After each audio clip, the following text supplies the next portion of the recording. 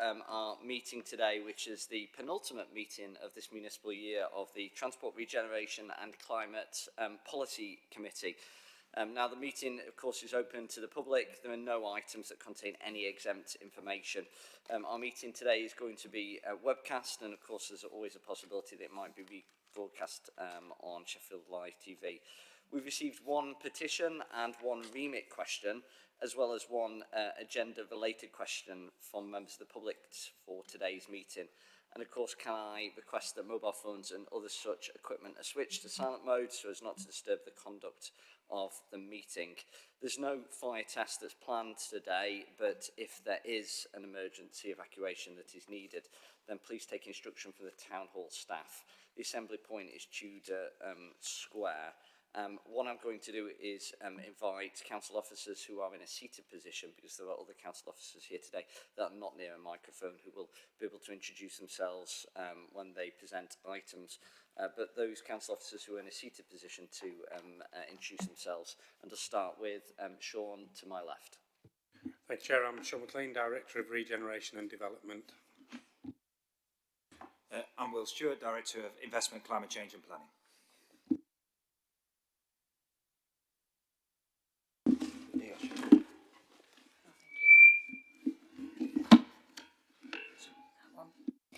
So Sherry Grant, Assistant Director for Legal Services.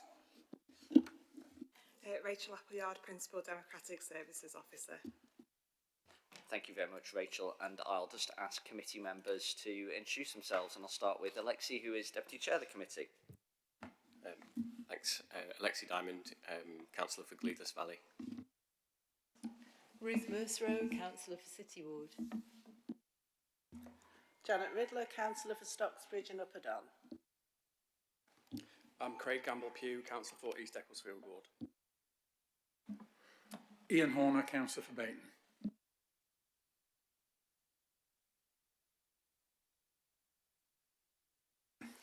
Andrew Sanger, Councillor for Forward Ward and Group Spokesperson. Richard Shaw, Councillor for Bishop and Greenhill Ward. Thank you very much, Councillor Shaw, and thank you very much to everyone for introducing themselves. So that kicks off our meeting today. Item 1 is an opportunity to receive any apologies for absence. I'll just turn to Rachel just to see if we've received any apologies for absence. I haven't received any, but I don't know if any members know whether Councillor Wright has put his apologies in or not. No. Okay. Thank you, Rachel. So that takes us on to item 2, which is an opportunity for the meeting to consider whether there's any necessity today for us to exclude the public or the press from any items that may well be containing exempt information. And there are no items on the agenda today which do require us to exclude the public or press, which is very pleasing. Item 3 is an opportunity to declare any interests, and I'm going to ask members whether they wish to declare an interest, and if they do so, then please do state the item of business, and if they can refer to the item of business and tell us whether it's a pecuniary or a personal interest. Of course, we can take advice if you need assistance on that one. Councillor Sanger. Thank you, Chair. Personal interest, item 10, the Double Yellow Lines programme, talks about Hallam Grange Crescent, which is in my ward of Forward. And item 13, the Warncliffe Side flood storage area. I understand that this improves the flood prevention at Kelham Island, where my son owns a flat. So therefore I have a personal interest in 13 as well. Chair.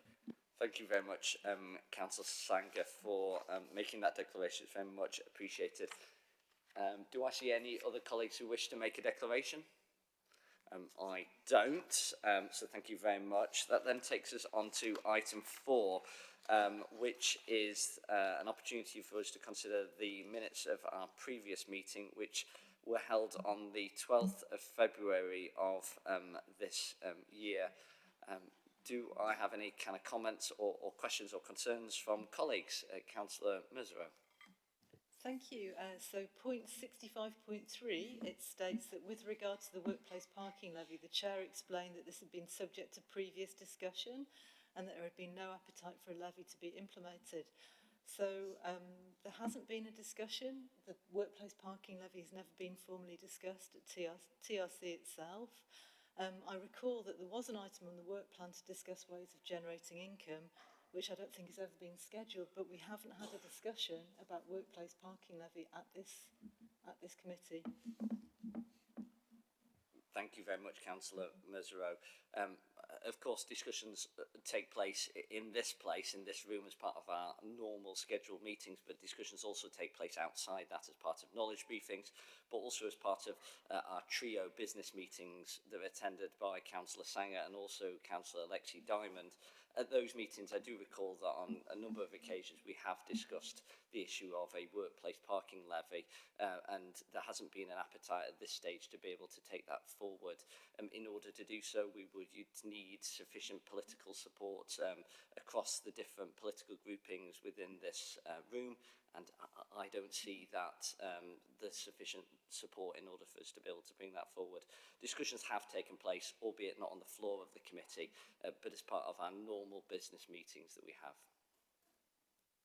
Okay. Is there anything you'd like to come back with that, Councillor Mesereau? Yes, perhaps it could be noted on the minutes that this was discussed at knowledge briefings rather than implying that it's been discussed at the main committee meeting, because I've never been party to any discussion formally about the workplace parking levy. I think we would certainly be happy for that to happen. I think there's probably an implication, isn't there, that when we say that things are being discussed by the committee, those discussions may well take place formally during these very limited meetings, but they may also take place during knowledge briefings, but also as part of those normal trio business meetings that we have with Councillor Diamond, but also with Councillor Sanger as well. So discussions do take place, but perhaps not always on the floor of these committees. But you're right to note that, and I don't see any objection from colleagues for including that in the minutes. Thank you very much for raising that. Do any other colleagues have any other comments or questions or items of clarification about the minutes from our last meeting, which were on the 12th of February of this year? We don't. So therefore, can I ask colleagues whether they're content with approving those minutes as a true and accurate record of our deliberations, discussions and decisions? I can see that colleagues are nodding, and particularly Councillor Sanger, so thank you very much. So those minutes have therefore been approved. Our next item is item 5. It's a really important part of our agenda. It's public questions and petitions. Now, we allocate 30 minutes to this particular item of business to make committee members aware. We've received one petition. The petitioner, unfortunately, hasn't been able to attend the meeting today. Therefore, a written response will be provided, or has been provided, and will be published on the Council's website and circulated to members of this committee. We've also received one remit question. The questioner has received a written response which has been circulated to members and published on the Council's website. And also one agenda-related question that's been received. And I'm just going to invite Mr. Richards to come over to the seated position down here, and you have the microphone in front of you, but I think you are going to ask a question for us today. Mr. Richards, if you just press the button, it should go red, and we're looking forward to hearing from you. Thank you. Thank you very much. Hi everyone, my name is Liam Richards and I'm from Excel Martial Arts. And we started Excel Martial Arts in 2007 after experiencing a lot of bullying at school and struggling with my confidence. I wanted to help a lot of children develop theirs. And since then we've helped thousands of children over the last 18 years, growing confidence, develop focus and discipline, and we partner with a lot of schools in the community, delivering free assembly talks. And we're now a CIC, a community interest company, a not-for-profit, and it allows us then to work with people that wouldn't normally have the opportunity and provide scholarships for the community. So we moved into our new location back in 2018. We launched in 2007. So just about 6-7 years ago now, we moved into this location, which has incredible parking facilities, and we've got my sister's business upstairs, which is Excel Dance, and we've got a gymnastics academy next door in the facility. And we do have busy times. We have around 350 members in martial arts, same in dance, and then there's around 400 members in gymnastics next door. And during a busy time of, say, around 5:30, 6:30, there's a lot of cars that do drop off and pick up children in gymnastics, dance and martial arts. And there's been double yellows proposed on the main road of Longacre Way, which is opposite our entrance. I would like to understand a little bit more about why that's been proposed and why it's been double yellows proposed on both sides of the road. It does seem a little excessive. I do agree that it would be safer for children crossing the road, and I have suggested in the past that we look at some speed bumps or something on that road there, or on the main road of Althorpe Greenway from direct cars down to Rother Valley, because people can drive a lot faster than the 40 mile per hour, I believe it is, on that main road there. So they can come off that road onto the side. So I do agree that people can park on both sides, which is not the best after people come off the main road. So I just want to understand why it's been proposed on both sides. There is a company across the road that I think they were getting a little frustrated with, that parents could use their entrance of their business there to park in after 5 p.m. when they close, but sometimes they might still have deliveries. So I would like to know why that's been proposed on both sides, and why it's been proposed like further down the road as opposed to closer to the main road, where I feel like that's where the main issue is. Thank you very much, Liam, for bringing the question today. It's really, really very appreciated. And I think in preparing for the response that I'm to give you today, I spoke to my PA who lives in your part of the world, and actually she tells me, she's quite young, but she tells me that she remembers you visiting her primary school and doing a martial arts demonstration. So I think it's really clear that you're making a real and lasting difference to people in the community. People really do value that. I've also spoken to your local MP, Clive Betts, who I understand that you've known for very many years. Now, Clive has shared with me that in his mind that you have many very legitimate concerns, and has certainly made the case to me about many of the issues that you have been talking about today. Now, I'd be happy to visit the location of your centre and to understand the issues that you face firsthand, and hopefully we can be in touch over the next few days in order to be able to arrange that. Now, all of these matters that you've raised today are all subject to a decision by members of this committee later on in the agenda, and the particular decision that we'll be making with regards to the parking restrictions on Longacre Way on page 157 of our agenda pack. So hopefully throughout our discussions today, colleagues on the committee can be asking questions of council officers in order to clarify some of the concerns that you have raised. However, in pulling together a response for your particular question today, council officers have helped me to do that, and I'll just go through that. Now, they tell me that the current proposals covering the section from the junctions of Althorpe Greenway along Longacre Way on both sides are designed to protect driver visibility when turning into Longacre Way. There appears to be access points on both sides of the carriageway, and larger vehicles turning into these premises would need a clear route free from parked cars. The same applies at the junction of Althorpe Greenway. Allowing vehicles to park on just one side of Longacre Way would still block visibly and potentially force drivers onto the opposite side of the road to navigate around parked vehicles, which could increase safety risks, particularly near the junction. Now, we've been careful in considering all the comments that have been submitted during the public consultation, and as a result, the recommendations in the objection report, it is of course a recommendation, and colleagues in this committee today can take their own view on it, is to reduce the extent of double yellow lines originally proposed in the traffic regulation order, while still maintaining enough restrictions for the measures to remain effective. I guess having said all that today, we will be having a discussion later on in this committee about it, and hopefully we'll be able to reflect on many of the points that you've made when we make a decision. I'm also keen to visit your site, and I'll be in touch with you in order to do that as well. And thank you very much on behalf of the whole committee for coming today and presenting to us. It's really, really valuable and helps inform the discussions that we're going to have later. So thank you very much. Appreciate your time. Thank you, everyone. Thank you. So that therefore concludes item 5, which was an opportunity for public questions and petitions. It would move us on to item 6 for members' questions. Now, we've had no questions that have been received, but I do appreciate that since that deadline has passed, there has been some news about a bus operator in one part of the city, and particularly in Derbyshire, and Councillor Horner was interested in asking a question. Councillor Horner. Thank you, Chair. Yeah, the Derbyshire County Council has clearly decided to withdraw support for a number of bus services, and Hulleys of Baslow have effectively gone into liquidation.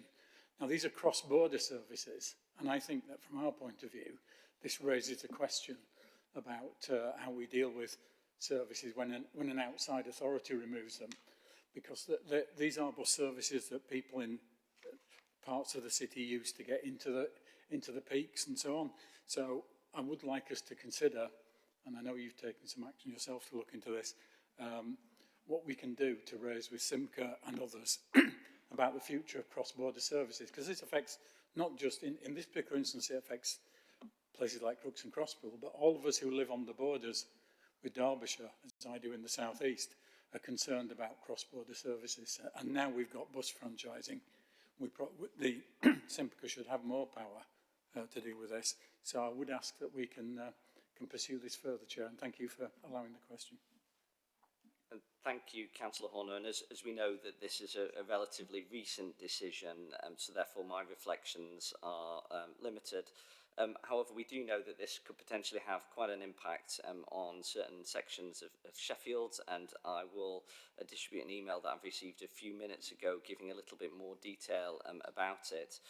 As I understand it, the following Hulley services that currently operate in South Yorkshire, which are all cross-border, are subject to this decision, and that would be the 257, the 257A, the 257B, so that's the Sheffield to Bakewell via Yorkshire Bridge route, the 257C, which is the Sheffield to Glossop via Castleton route, and the 271 and 272, which is the Sheffield to Castleton via Hathersage route.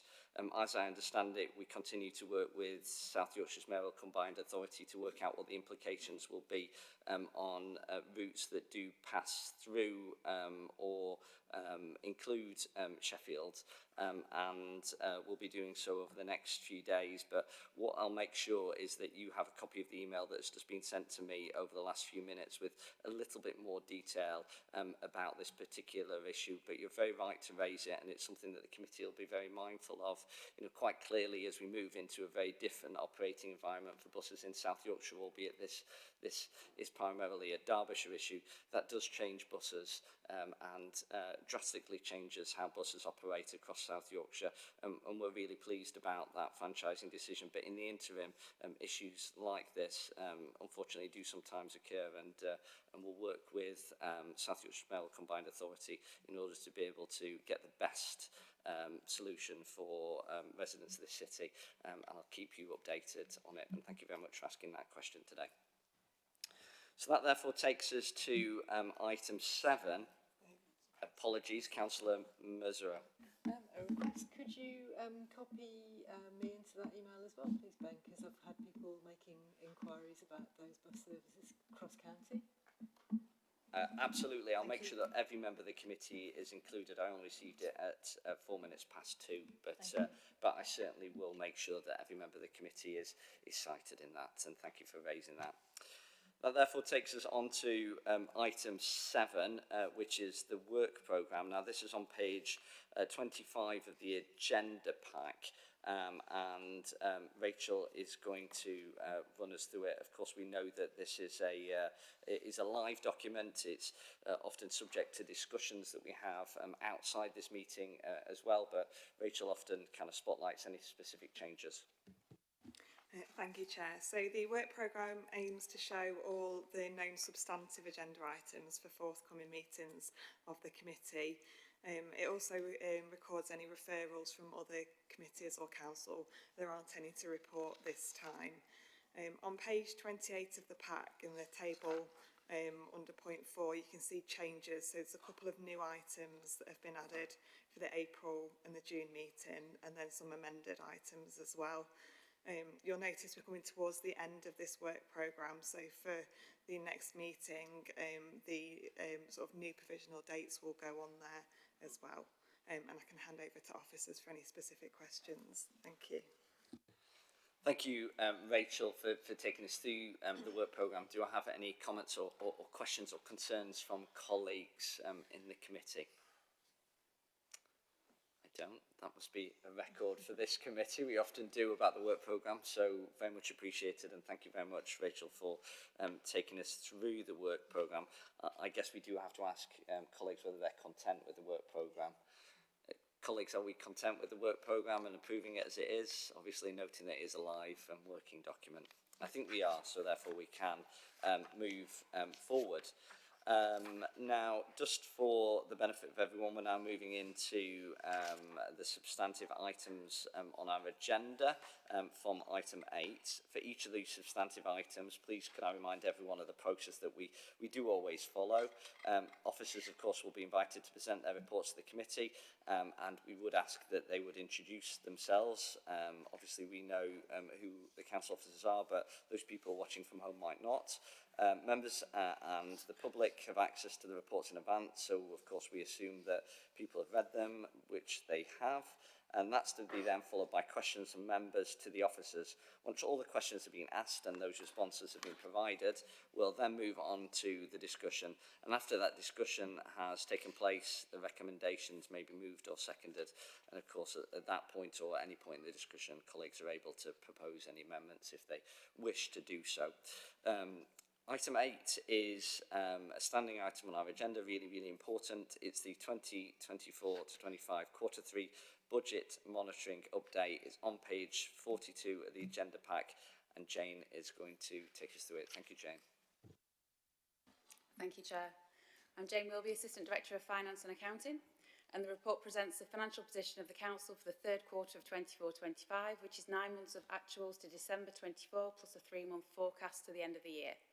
It's worth noting the timing of the report. My team will be closing the financial year in the coming week, so it's a little delayed due to the committee timing. So the final outturn paper will be reported to committee in June. So the outturn position is that of a £34.8 million overspend, which is a 7.1% of our net revenue budget, which is £800,000 worse than the estimated position at the end of the second quarter. This includes overspends of £11 million in adult social care, £16.2 million in education, children and families, and a further £11 million supporting costs for those facing homelessness. Like many councils, we're grappling with significant financial challenges, which include an increased demand for our services, especially in social care, where we're seeing increased complexity of need and a higher cost as a result. A surge in education, health and care plans, which has had a knock-on impact to homeschool transport costs, and a national shortage of suitable housing, causing a reliance on temporary accommodation. A £34.8 million overspend is not a comfortable position to be in, and whilst we're reporting a 93% delivery rate on our in-year savings plans, there's still a lot of work to be done to address the underlying position in our budgets.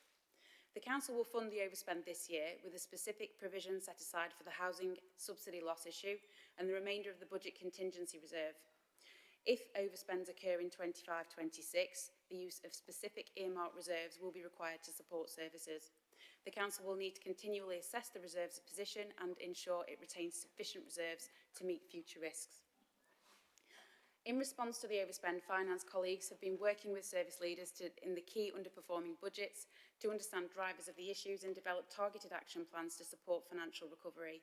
Alongside this, there's been some immediate measures in place to reduce costs, including a recruitment review panel to ensure that all staffing decisions are made with careful financial consideration and appropriate challenge. In the Transport, Regeneration and Climate Committee, the budget, there is a forecast £300,000 overspend against budget, which is less than 1% of committee's net revenue budget of £37.6 million. There are risk areas within the committee budget, as mentioned and detailed on page 51 of the pack, notably in planning, where we're reporting a £900,000 shortfall to budget at Q3 due to a shortage in applications against expectations. The risk has been offset through offsides in transport permit income and draws from a specific planning reserve which helps manage the demand fluctuations in the service. There is a sense of increased optimism for the next financial year as we move forward with the local plan and the activity pipeline starts to pick up pace. The Council's wider response to the overall position is the Future Sheffield programme, which is our strategic approach to the council-wide change that will help us modernise and improve the way that we work and deliver a balanced budget, and will capture some of these key challenges that we couldn't currently face. The Council has set a balanced budget for 25-26, which was approved at full Council in March, and has looked to address some of the key challenges as part of the allocation process this year, which has been guided by a priority-based budgeting approach. The local government finance settlement provided a higher than anticipated level of funding and provided growth for core spending power above the national average, but still lower in real terms when compared to 2010 funding levels. The report is to note the financial position at Q3 and ask for continued support from members and officers to drive budget delivery and keep the Council within our resources and driving value for taxpayers' money. Happy to take any questions on that in-year financial position. Thank you. Thank you, Jane, for taking us through that Q3 budget monitoring report. Do I see any comments or questions from colleagues? Councillor Diamond. Thank you, Chair. It's not a question, but it's just a more political point on the executive summary, which I feel is a bit overly generous to the new government and Chancellor, especially given the increase in national insurance contributions, which is placing a huge burden on the council and also social care providers and businesses, especially small businesses in Sheffield. Thank you, Councillor Diamond. I guess that's a political comment, isn't it? Which is fair enough. Not one necessarily that I think Jane can necessarily reflect on, but it's certainly one that will no doubt be noted. Are there any other comments or questions from colleagues? I don't think so. Well, do I therefore see that we're content with approving the report, which is item 8, the Q3 budget monitoring report? I see some people nodding. I do. So colleagues are content with approving that. So thank you very much. And thank you, Jane, for presenting that report and taking us through it. It's really appreciated. Item 9 is an opportunity for us to consider the very, very long titled item, which is the Local Area Committee Double Yellow Lines Programme report on the objections to the proposed advertised TROs for double yellow lines at 5 locations. I'm sure that needs a comma in there somewhere, but it says what it is on the tin, doesn't it? And I think Alex and Tom are going to run us through it today. Alex and Tom, we know you, but is it possible just to introduce yourselves, just for those people who may well be following at home?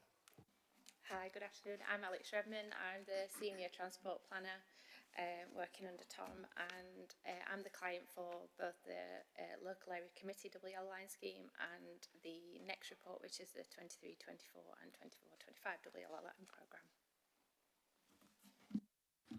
Good afternoon, everybody. I'm Tom Finnegan-Smith. I'm the Assistant Director for City Transport. So the first report is the Local Area Committee Double Yellow Line Scheme.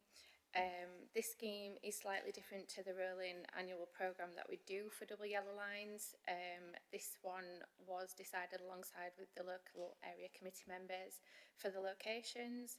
8 locations were selected in total, and 5 locations received objections from the traffic regulation order that was advertised in late summer last year. The report today is to seek approval to implement the double yellow lines with the recommendations that are noted in the report. If anybody's got any questions on the double yellow line programme for the local area committee one first, that'd be great. Thank you, Alex, for taking us through that report and also the immense amount of work that's gone into putting this together. Do you want to have any questions from colleagues? I can see Counsel Sanger. Thanks, Chair. Thanks, Alex, for the report. So can we just be clear in terms of that this is a live document in terms of there are other schemes that the LACs have asked for, and that the LACs are, these are schemes that the LACs had some funding for, and there's still some that are going to come to a subsequent report. Is that right? I believe this, I think it was back end of 2022, certain local area committee wards were contacted to ask if they would like to fund some parking restrictions in their ward. We do receive many double yellow line requests across the city, which are all recorded on our request list and prioritised and assessed. So this was to give the opportunities in the committees, in the local area committees, to implement restrictions on sites that still scored fairly highly, but not scored highly enough to be included in the annual programme.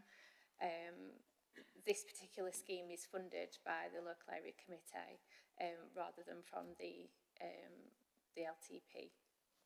No, thank you for that. No, what I was trying to get at was, my understanding was that there were some other schemes that were still in the works that still hadn't gone out to consultation, that the LACs had requested, that were not in this report, that this was not a comprehensive list of the schemes that the LACs were funding. These were the ones which were coming back here for decision today because we'd reached that stage of the TRO, but there's still some in. I mean, the process is very, and I'll come on to that as a comment, but the process is quite a lengthy one. And we get that because it's a legal process in terms of traffic regulation order. But am I right in thinking that the LACs still have some schemes in the system that are going to come to a subsequent report? Is that specific just to double yellow lines? Yeah, just as double yellow lines, no, they're not on these 5, because obviously the next report talks about the general double yellow schemes for the whole city. But my understanding was that the LACs had funded some schemes that are not recorded here and are not recorded in this report. There was 8 locations in total, so 5 received objections, the rest didn't, so they're not presented in this report. Okay. But as far as whether there will be another local areas committee double yellow line scheme for next year, I'm not quite sure whether this particular one is a standalone scheme. Okay. I'll come on to that as a comment. But can I just talk a bit? Can I just move on to the specifics about Hemsworth Road, St Ives?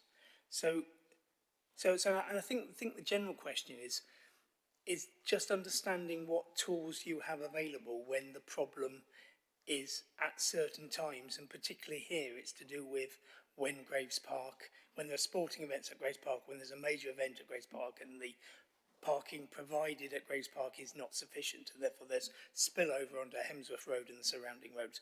So, other than putting in double yellow lines, what other options are available?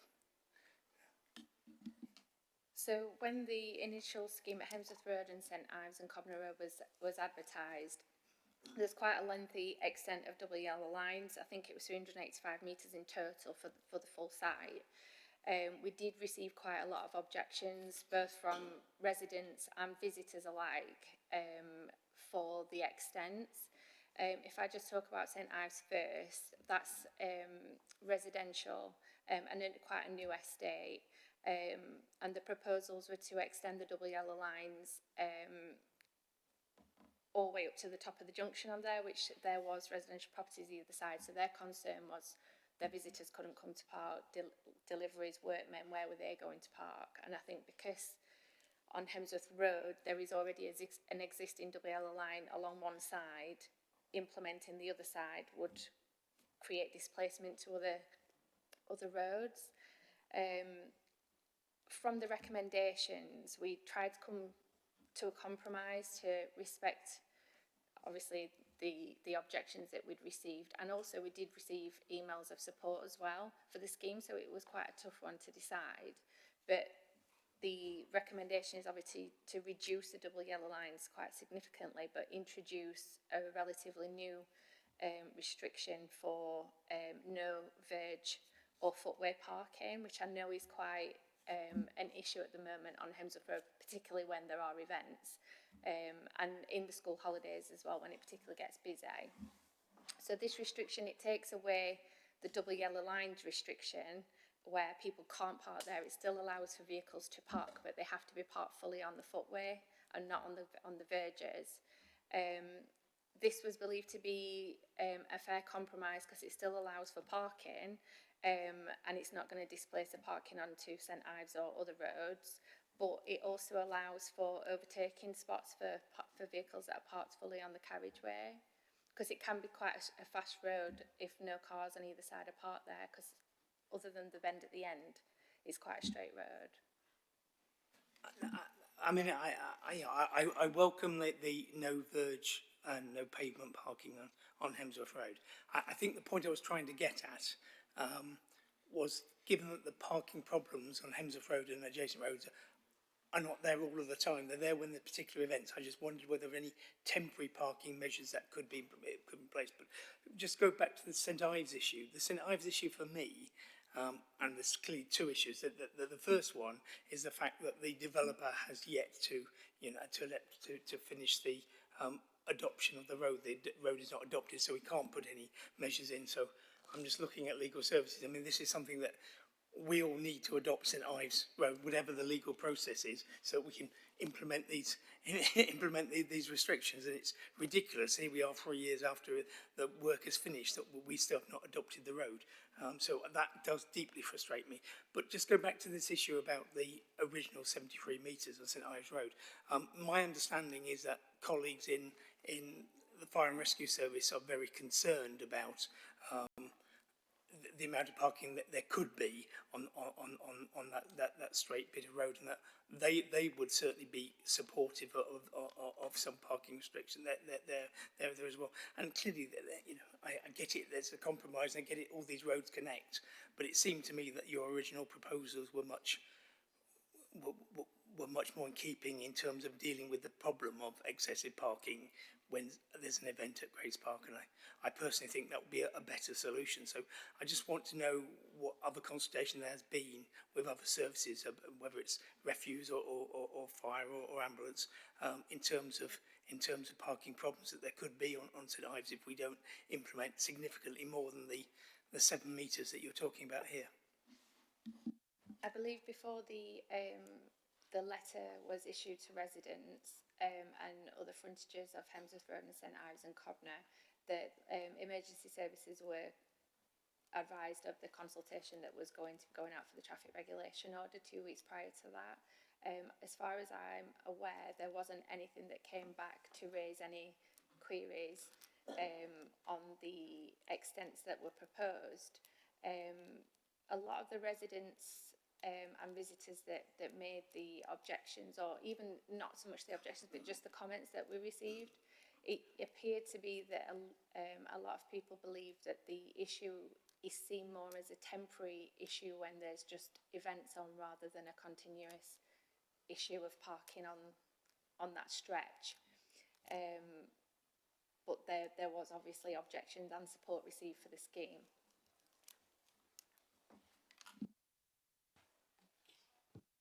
Tom, are you able to come back with your reflections? Yeah, just to address the point around events and kind of restrictions at times of events. So at certain locations, you're probably familiar with some of them, temporary traffic management arrangements can be introduced to support the effective management of events and other activity.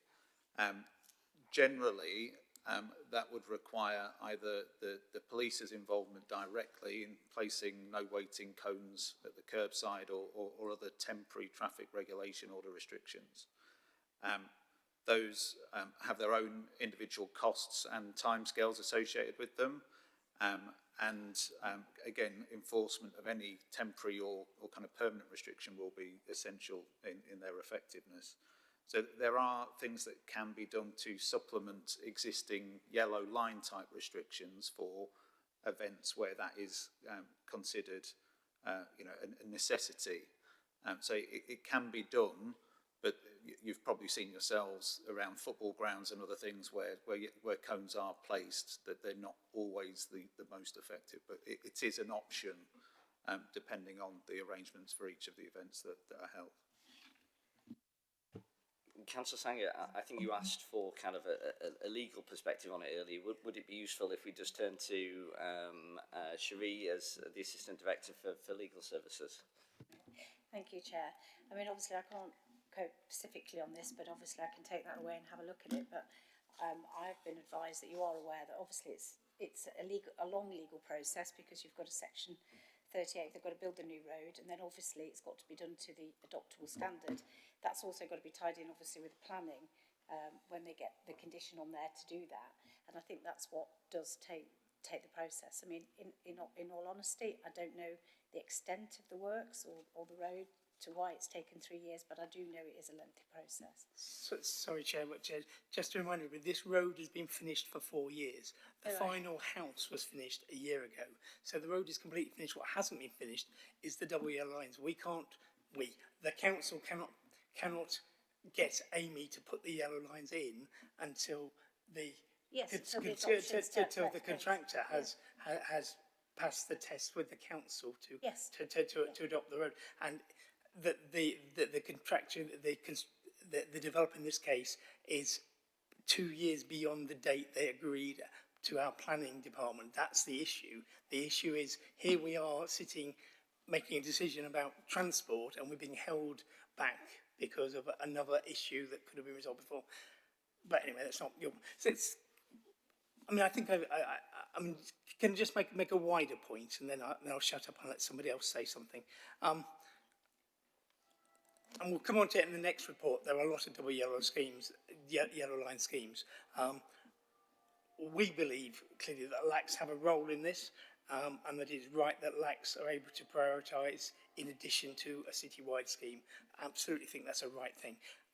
We have really struggled with this programme, and it's no reflection on Alex. I mean, we really struggle in terms of the staffing component of transport, the transport highways officers' availability.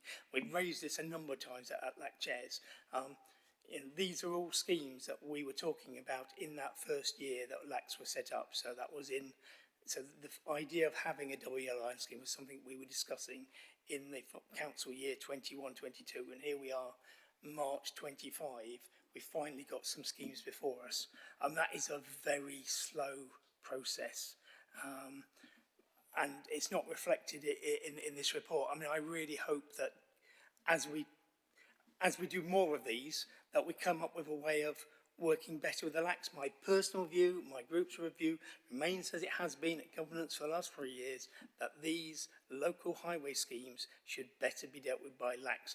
However, that does require some extra staffing resource, and that's why we had the budget proposal about moving some of that central still to pay for it. You have to find some resources to pay for it. But this process where we're just dealing with a few each year, I don't think it's good enough. And I also don't think having citywide transport talking in this detail about a few metres of yellow line here and there is the best use of our time when we should be thinking about strategic issues. So I fully respect the work the officers have done, and will be supporting the recommendations. As I say, on the particular one on Hemsworth Road, St Ives, Cobner, I preferred the earlier suggestions. I'll take the officers' advice that they've listened to the public, and we've come up with this compromise, so I'll support it. But I am frustrated by the length of process, and we need a quicker process, and we need to involve LAC councillors better. And I say, we've banged heads on this at LAC chairs for the last 2 years, and we've made this progress, and we should welcome the progress on these 5 projects, but we need more, and it needs to be quicker. So thank you for the progress we've made. Thank you, Councillor Sanger. I think Tom, as Assistant Director for City Transport, wants to come back on this, but just before he does, I'd like to build on that point, and I think this is a theme that we have been talking about or developing over the last few meetings, and I'd be really interested to hear whether other local authorities perhaps take a different approach to implementing double yellow lines. You know, obviously very few councils of our size operate under a committee system, but in those that do use a cabinet model, is this typically a delegated matter for the relevant head of service in consultation with the executive member?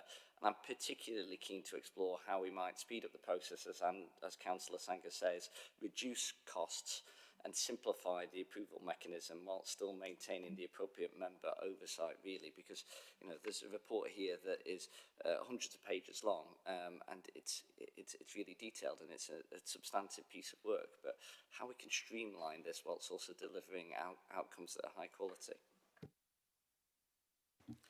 Thank you, Chair, and thanks for those points, Councillor Sanger.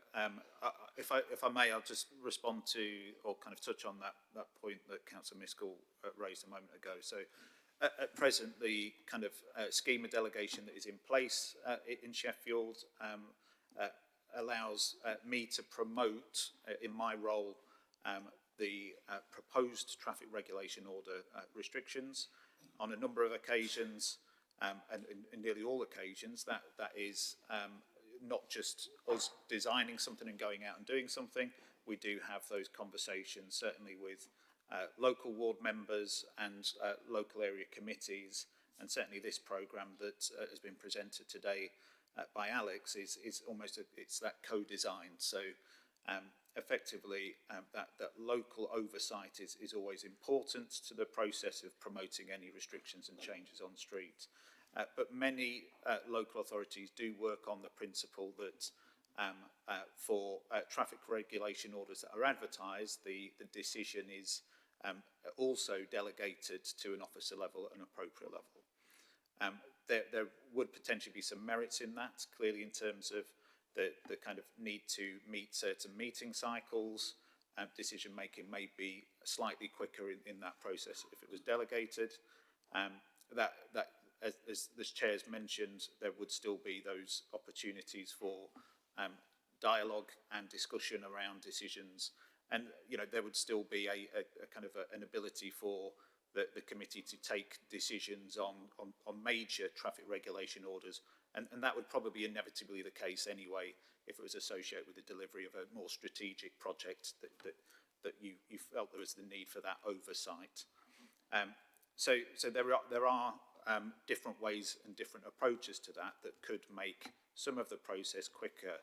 I think just in the kind of the time that it's taken some of the TROs to come forward, committee will be aware that we are one of the authorities in England that have now implemented digital map-based traffic regulation order system for restrictions such as yellow lines.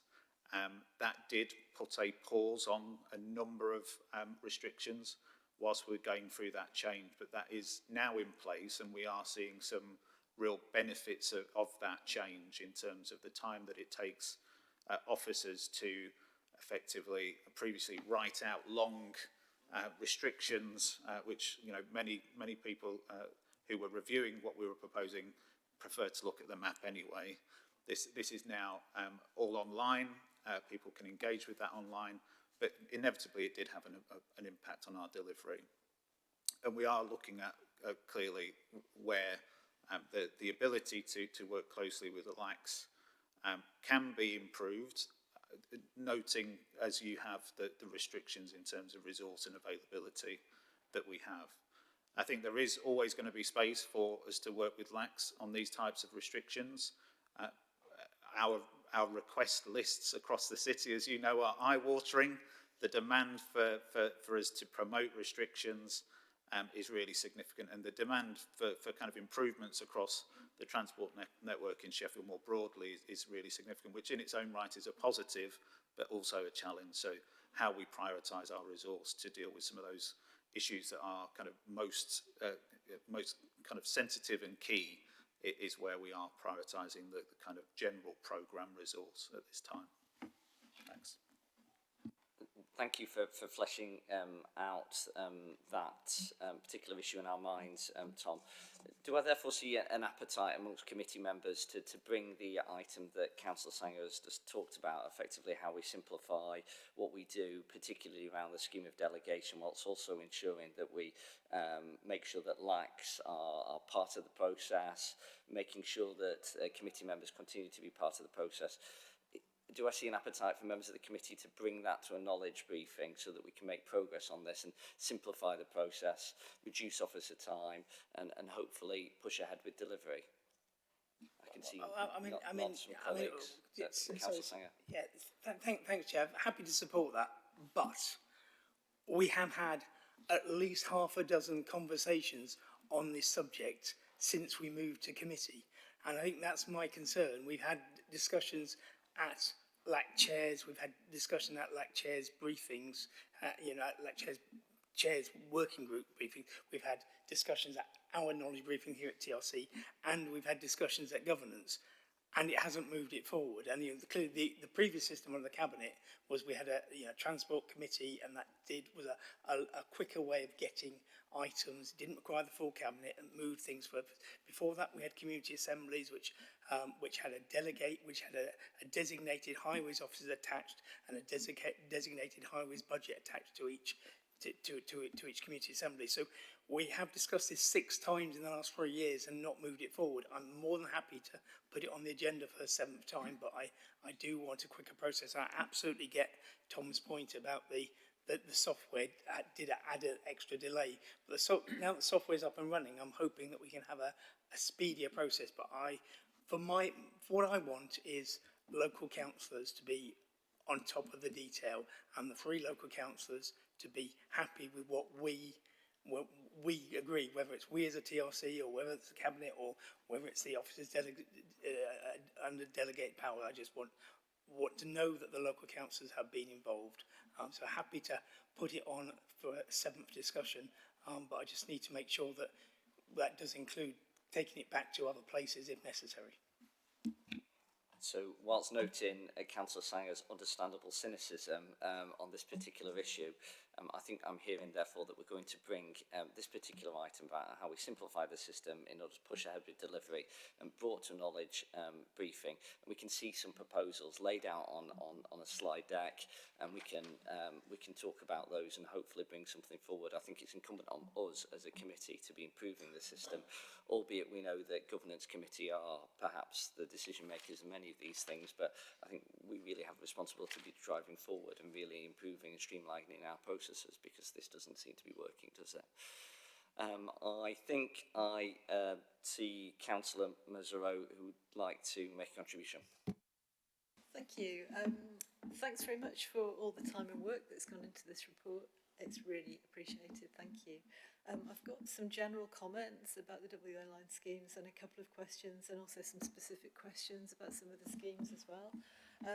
So I'm supportive of WA line schemes that make things safer for the most at-risk road users and people walking, wheeling and cycling, and for enabling viable and reliable public transport. But I do have concerns that some of the schemes have been diluted, which will negate their overall impact.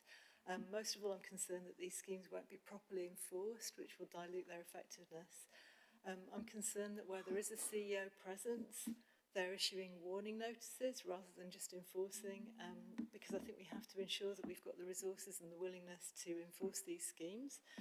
I noticed in some of them we're having to put additional resources into them, like Aldine Road on Luke Lane, where CEOs can already enforce using their existing powers, so I have concerns about that. It's also frustrating, for example, at Queen Street, Plumley Hall Road, that they're not being enforced by South Yorkshire Police currently, which is putting people in danger. I'd just like to make a comment that it's really frustrating that parking policy doesn't lie within the remit of TRC, so that we can actually enforce these schemes properly, particularly after officers like yourself have put so much work into them. I have a question about grass verges, and I'm wondering if there's a facility to have a citywide TRO for parking on grass verges. Across the city, we're seeing widespread destruction of these. It's public greenery, and it's being destroyed by parked vehicles at the moment. It makes areas look neglected, and it's not pleasant for people walking about just seeing trenches of mud. Also about grass verges, I was curious as to why there's enforcement on some grass verges and not others, for example, Ringing Low Road. I support enforcing grass verge enforcement and also on pavements, because we do need to prioritise pedestrians and wheelers as per the transport hierarchy and protect grass verges. We have declared a nature emergency as well. And it's a bonus, in my opinion, to have reduced traffic speeds if vehicles are parked on the roads correctly rather than on the verge. So specifically on Parkside Road in Hillsborough, the vehicles parked on the footway, as you said earlier, are obstructing wheelchair users and those with prams, and the status quo is dangerous. But I'm presuming that the reduction in double yellow lines won't affect the ability of football fans to park on the street. At Aldine Road at Luke Lane, I noticed that since April 2024, parking across a drop curb is not permitted, and drivers, including blue badge holders, can be issued with a penalty already. So I'm wondering why parking officers aren't enforcing this and why we need to put an additional measure in. What else?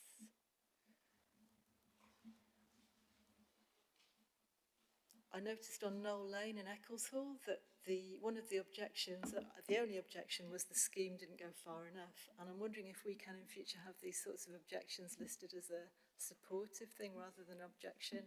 It's a bit confusing to have something that's in support of a scheme listed as an objection. Ringing Low Road, like I said earlier, why not have signage preventing pavement and grass verge parking here, as there is in the Norton schemes? I know myself, having been past there recently, that many of the grass verges are completely damaged, and as I said, it's public realm, and we're losing greenery and habitat spaces here, and I don't think we should be encouraging a culture of parking on grass verges. Vehicles should be parking on the carriageway. The verges are there for everyone and not private parking spaces. We call ourselves the outdoor city, but we're losing a lot of our outdoor greenery. And I think that's the end of my comments. Thank you. Counsel knows the road. I think Alex or perhaps Tom is going to answer those. Yeah, thank you, Chair, and thank you, Councillor Mercer.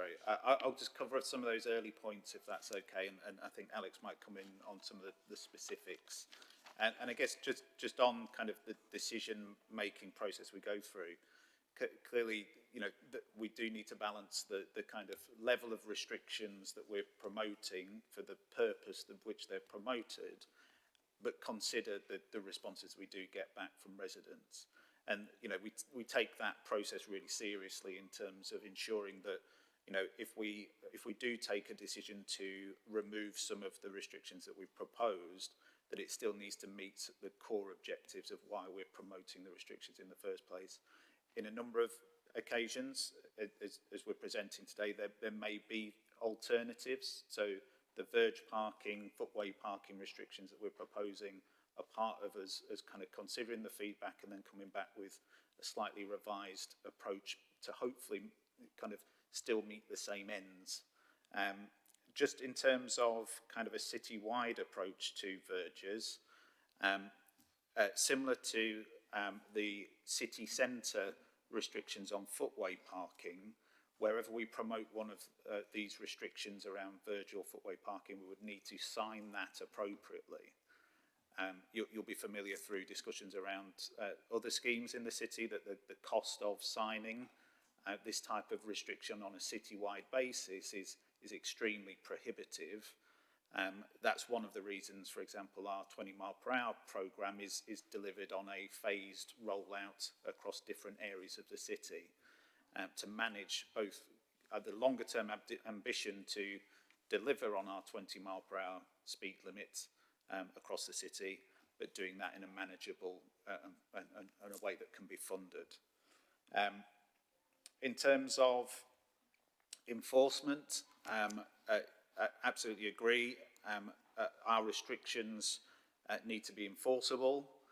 There needs to be a resource to enforce where they are abused. Many drivers across the city fully respect restrictions that we introduce. We do see that is the consequence of us rolling out more restrictions, but there does need to be enforcement where restrictions are abused.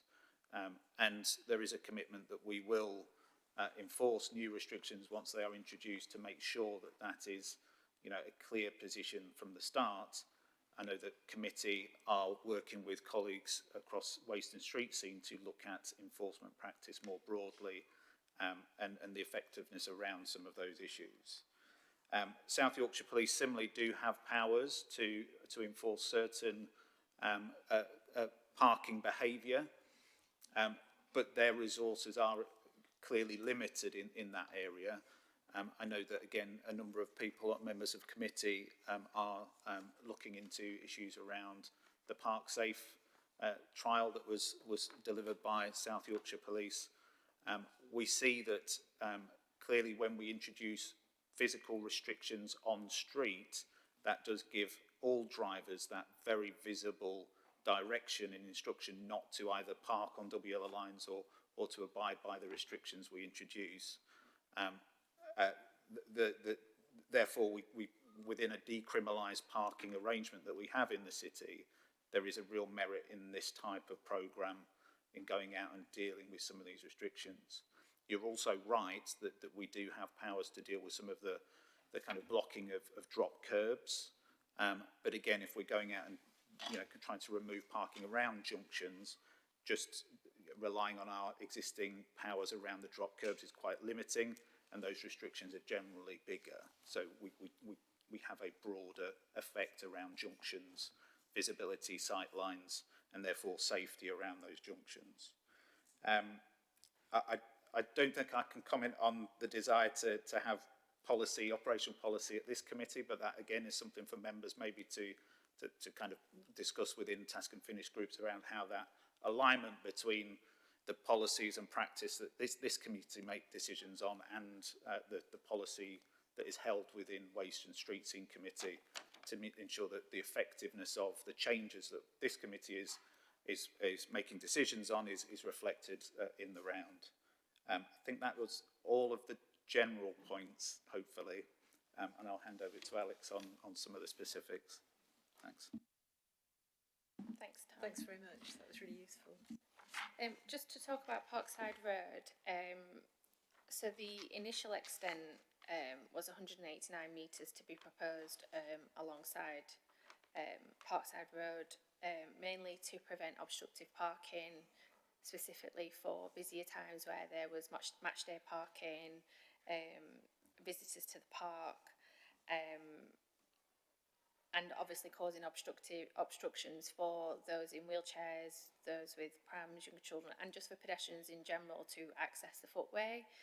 The original extent was to do 189 metres of double yellow lines all the way down the road. We did receive quite a lot of comments and objections and support for this scheme. Predominantly, the objections was due to there being quite a few residential properties on the other side of the road that don't have off-street parking.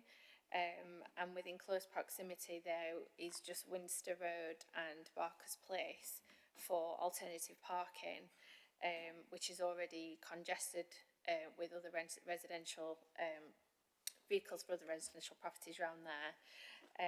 There is an existing parking bay on the opposite side of the road to the proposals, which is often parked by residents having multi-vehicle households.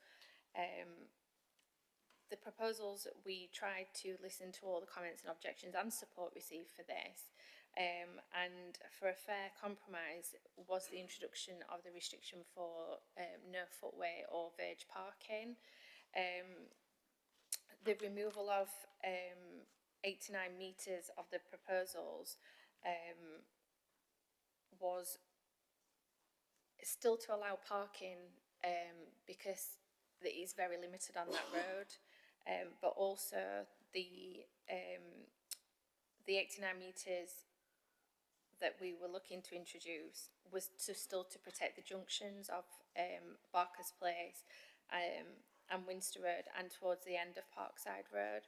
And this will provide overtaking spots for vehicles that are coming along Parkside Road to slow down any speeds but keep the traffic flowing. The restriction for the no footway parking is so it doesn't have a detrimental effect on pedestrians, wheelchair users, those with small children, prams to access the footway, because rightly so that should not be obstructed by vehicles. So it was trying to find a fair compromise. I know there is an existing car park for the football ground, I believe, but it was trying to get the balance right to still provide for those that haven't got off-street parking, but also include the sight lines that's required and maintain the safety for everybody, really. So that's where the recommendations come from. Thank you very much. Councillor Horner. Thank you, Chair. Tom's already touched on one part of what I was going to say, but the reality is that almost double yellow lines are the only thing that's available to us because we don't have enough power to enforce dangerous parking because the police aren't enforcing it properly. And as has been said, you know, across parties, yourself, myself, our other two colleagues on the police and crime panel have been pursuing this with the police. There is no excuse for somebody parking on a junction, on a corner. It shouldn't happen. And as we heard earlier with the public question, when we move into double yellow lines, there are plus and minuses. There are effects on other people. If we could actually stop the mindless minority, but that requires somebody to enforce what are existing regulations. That's largely the police at the minute. Perhaps there is an argument now for saying to government, council needs to have that power. Because we're dealing, if it's going to take us 3 years to get a set of double yellow lines in, you know, when we could send somebody down in a couple of days to stop the minority who are causing the problem. Because quite often the majority of people who are parking quite safely and properly are then being affected by the mindless few that don't. And so I think that's something we really need to think about, Chair, as well as trying to get this process going more quickly. How do we put a stop to the mindless idiots who are causing 90% of these problems and costing us a large amount of money because nobody's enforcing the existing laws in relation to what they're doing? And as Councillor Mercer said earlier, people parking on grass, all the rest of it. How can we pursue that as well, is my question.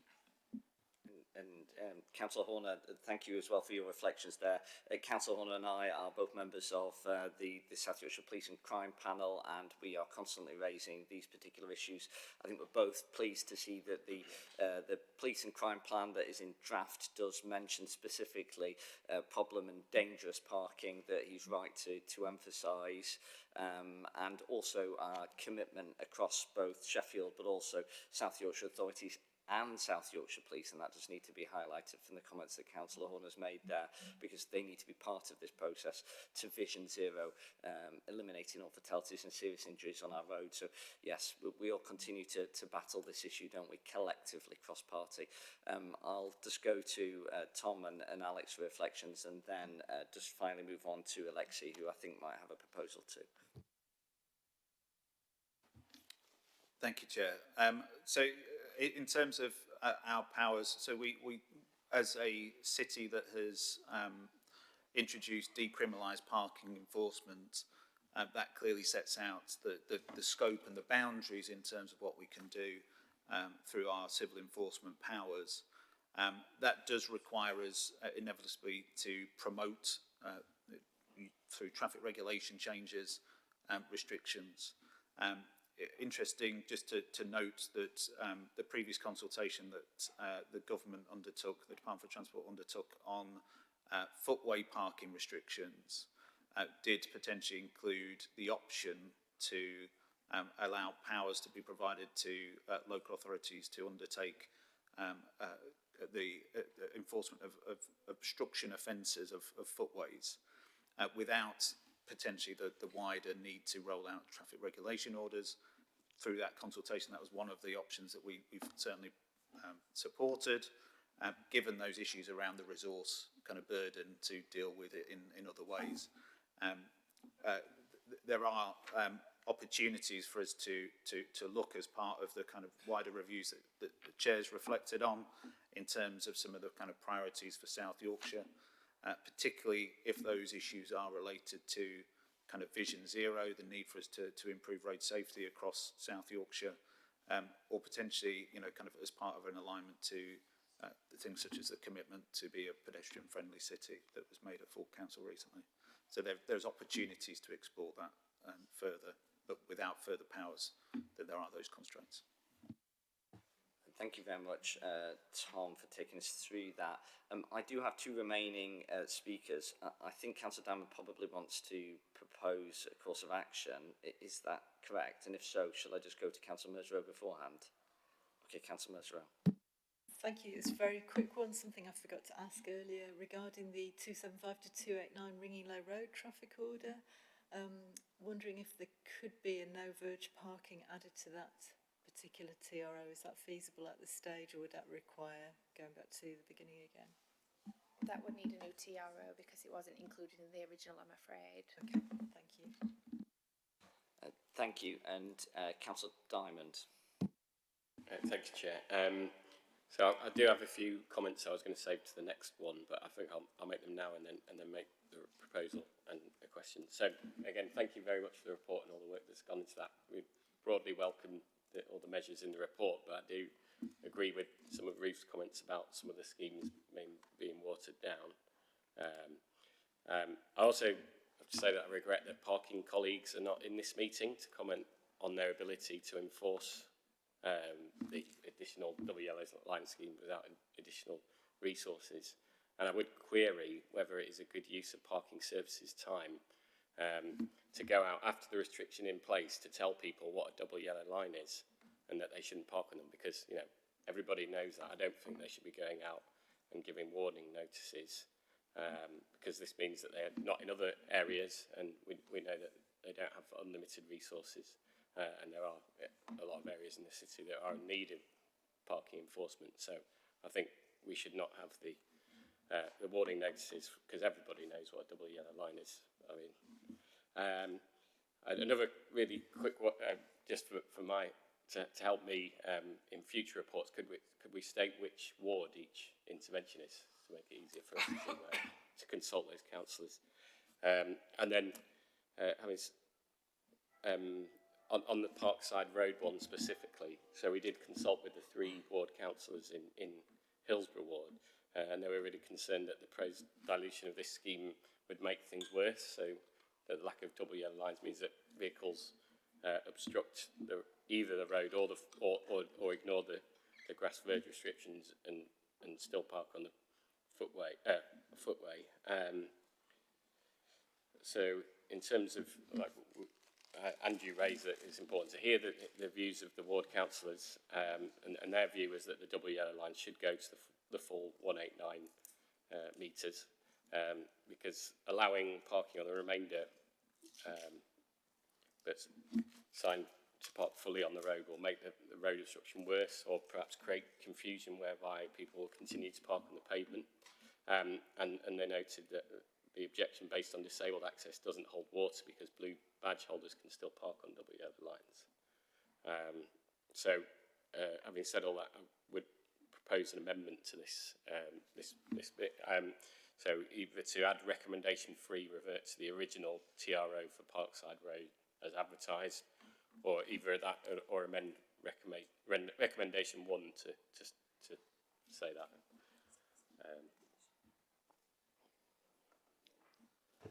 Thank you, Councillor Diamond. I think that there's a number of questions that you raised there that it'd be good to get officers' reflections on. It'd also be useful to get officers' reflections on the proposal that you've made and whether technically that is something that we could progress with. But just for our clarity here, would you be able to just read the proposal out again, just so that we can write that one down? So the proposal would be to add a recommendation 3, which would be to revert to the original TRO for Parkside Road as advertised. Thank you very much. So it's to revert to the original TRO off Parkside Road as originally advertised, and that will be a recommendation 3, which will be on page 59 of our agenda pack. Just to make colleagues aware, we're really talking about items that are on page 61 of your agenda pack, and continue to page 65 as well. I'll just very quickly go to Councillor Campbell-Pugh, and then I'll ask for officers' reflections. Councillor Campbell-Pugh. Thank you, Chair. I just wanted to, provided that officers can find us a solution to be able to enact Councillor Diamond's proposal, I would like to second that. We do feel as if we've talked ad nauseum in this committee over the 3 years it's existed about the need to delegate the detail of decision making of scheme designs of this nature to the local councillors in the wards and to the local LACs. This is one of the first proposals we've seen coming forward from the LACs, the local area committees. I think clearly there have been, as with any kind of traffic restriction scheme, you will always usually expect to see some level of opposition. I think what's notable is that there's almost sort of half as many comments in support as there are comments against. And I'm pleased that members of this committee have been able to get further verification from the ward members in the Hillsborough ward that they feel that in overall the best scheme would be to revert to the original TRO. So I'd be very happy to back that. I can't really comment on the detail of it because it's not my area of the city. I don't live there, work there, or represent there. So I think in terms of the principle that we've argued for time and time again about delegated decision making, we ought to defer to the LAC and the local ward members. Thank you. Thank you, Councillor Campbell-Pugh, for very eloquently making that point about subsidiarity. The idea that decisions are best devolved to those who are closest to the detail, and for seconding that particular proposal that Councillor Diamond put forward. So, just for officers, it would be good to hear your reflections on that proposal, but also some of the wider points that Councillor Diamond made. Thank you, Chair, and thank you, Councillor Diamond. In terms of the approach to enforcement, Councillor Diamond, that you mentioned around issuing of warning notices, that is certainly something that we can take back. I've got a meeting on Friday with colleagues from parking services, and we'll take that back to them. That may well be covered in their operational policies that were mentioned earlier, and would need to be subject to review. So we can confirm that with them. Just on your point around kind of attendance by parking services colleagues, I'm not aware that they were invited directly to attend. So I can't, I don't want to kind of be under an impression that they haven't attended. I don't think they have been invited today specifically. We have obviously kind of had conversations with them around kind of the development of scheme proposals. And there is obviously the wider Task and Finish group underway at the moment. We can certainly, moving forward, include wards and specify those in the report and make that as clear as possible for you. More than happy to commit to that. I'll defer to Alex in a minute if she has anything in addition to add to her explanation to Councillor Merceau's questions on Parkside. But I think in summary, it really is, kind of that balance that we are looking at as officers when we are promoting restrictions to deal with some of those issues around obstructive parking, particularly around the footways, but the balance of being able to manage parking demands in a local area. Clearly, we do that in different ways. We've just rolled out what appears to be quite a successful scheme in Kelham and Neep's End around managing parking over areas. That is one approach. Introducing individual restrictions to deal with concerns around obstructive parking is also a string in our bow. In this example, I think what we've tried to do is to retain a level of parking to manage some of the concerns that were raised, but also trying to restrict the obstruction of the footways by including an alternative restriction in our recommendation today. The decision is for members to take on the balance of the issues that we've set out to you, should TRC decide to move that the double yellow lines as originally proposed are the scheme that should be implemented, then that is absolutely what you can determine to do. Thank you. Thank you, Tom. And can I just turn to Cherie as the Assistant Director of Legal Services to clarify, I guess, whether the proposal's in scope, whether it's legally permitted effectively. Thank you, Chair. Yes, it certainly is in scope because obviously that was what you originally consulted on. It's no different from what the consultation says. Thank you. Do I see that colleagues are content with the proposal that Councillor Diamond proposed and that was supported by Councillor Campbell-Pugh? I see that people are nodding. Do I see any dissent? No, and any abstentions? No. So therefore, that amendment is part of what we will be considering in a few moments. So, colleagues, we've had quite an extensive opportunity to ask questions on this particular item. We've also had an opportunity to make many and varied points.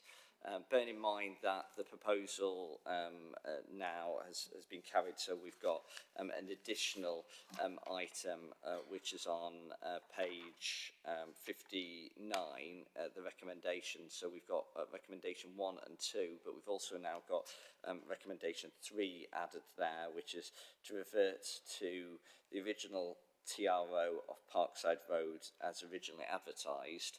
So we should be reading the recommendations with that additional item that is there. And I'm getting nods at the side of me, apparently that's correct, which is good.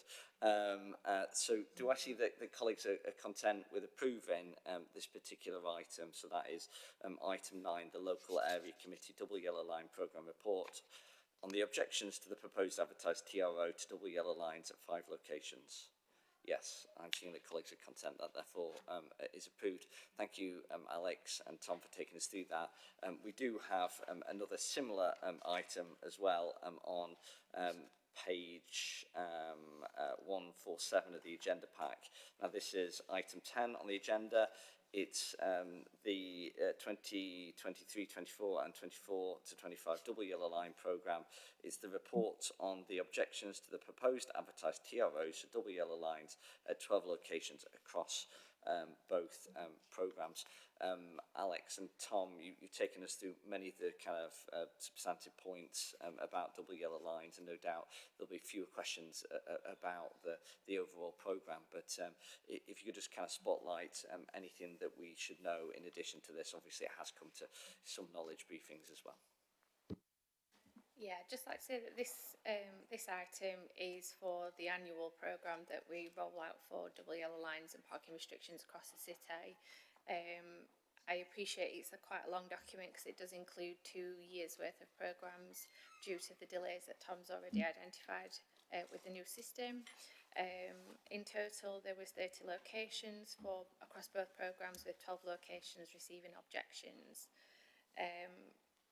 For the rolling programme, we, for every request that we receive for parking restrictions, it is assessed and scored against set criteria, and we do a prioritisation to implement the highest scoring sites where restrictions are needed most across the city.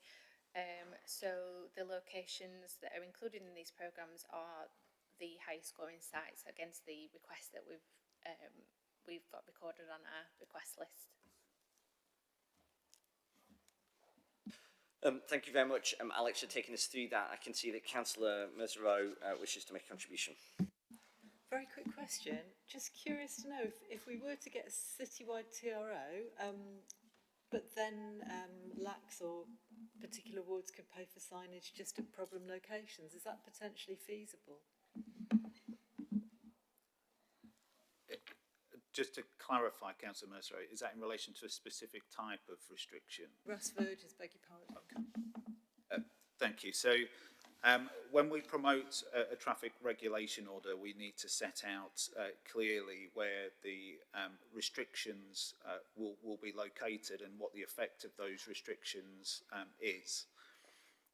When we advertise a traffic regulation order, we have a period of 2 years within which we will need to make a decision on those traffic regulation orders and implement them.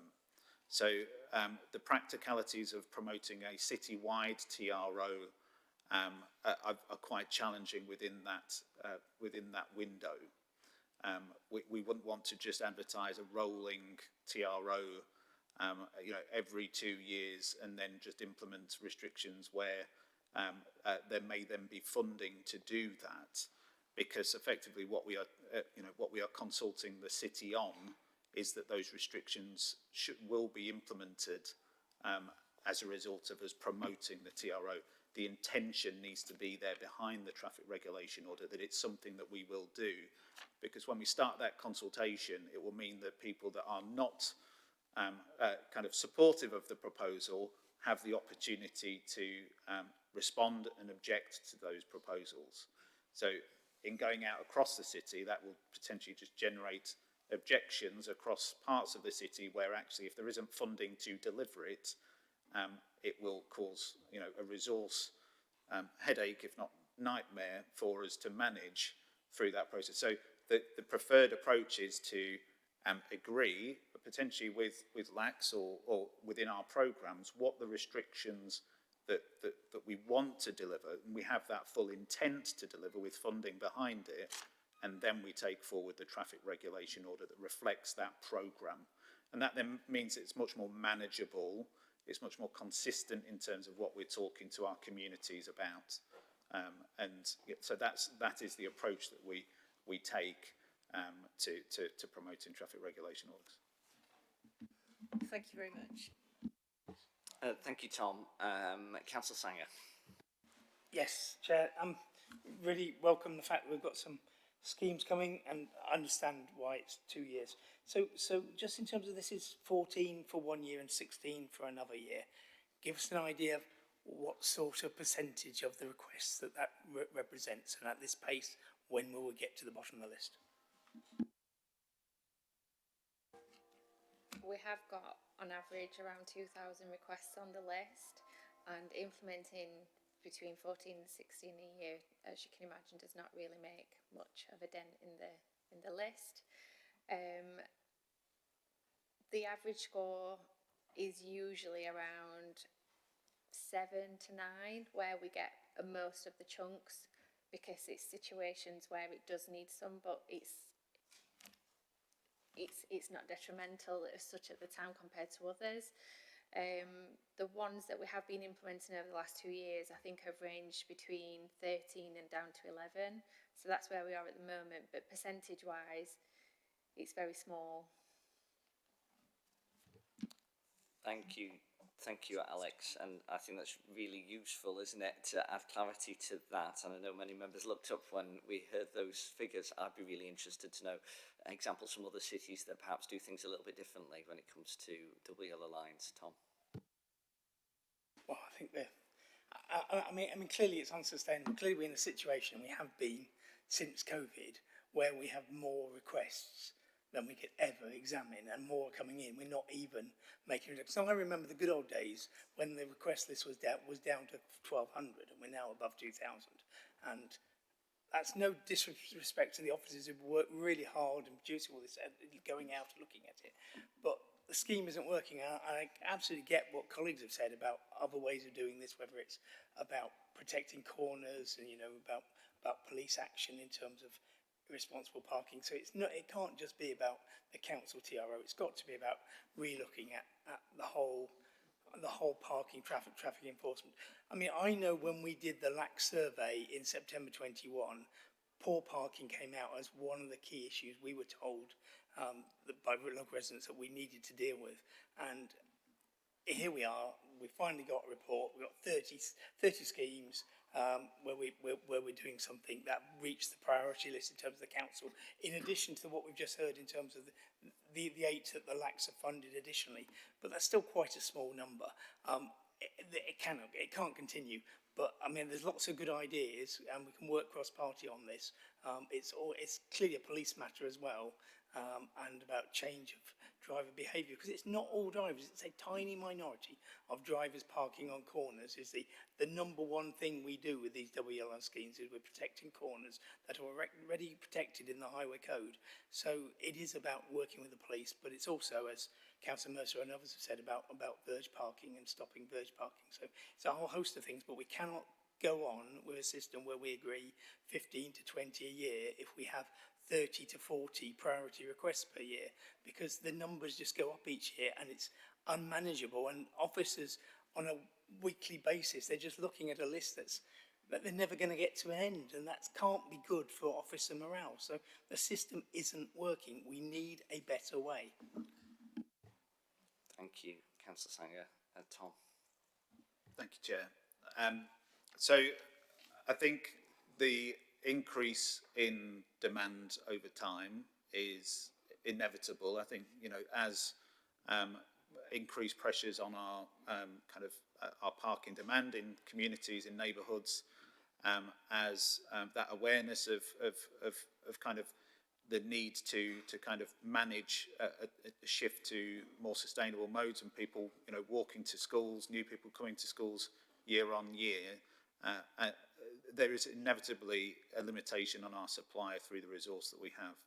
So the increase in our lists of requests, I think, are just inevitable in that sense. Again, the record of the requests that may have some validity is worthwhile, and it's worthwhile from a kind of a citywide prioritisation of sites where we really see that there's a need to intervene, even though our resources are limited. But in addition to that, through our wider programmes, so, you know, we do introduce restrictions as part of wider schemes. So whether that is a corridor scheme or a neighbourhood scheme, a local safety scheme, then we will look at the requests that we have on record to see where we can manage some of those issues as part of a bigger delivery. So this isn't the only list of yellow line restrictions that we introduce. We do that through other programmes as well.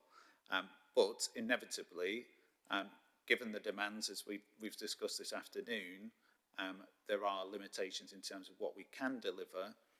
More than happy to discuss with committee what that approach is and how other places manage that.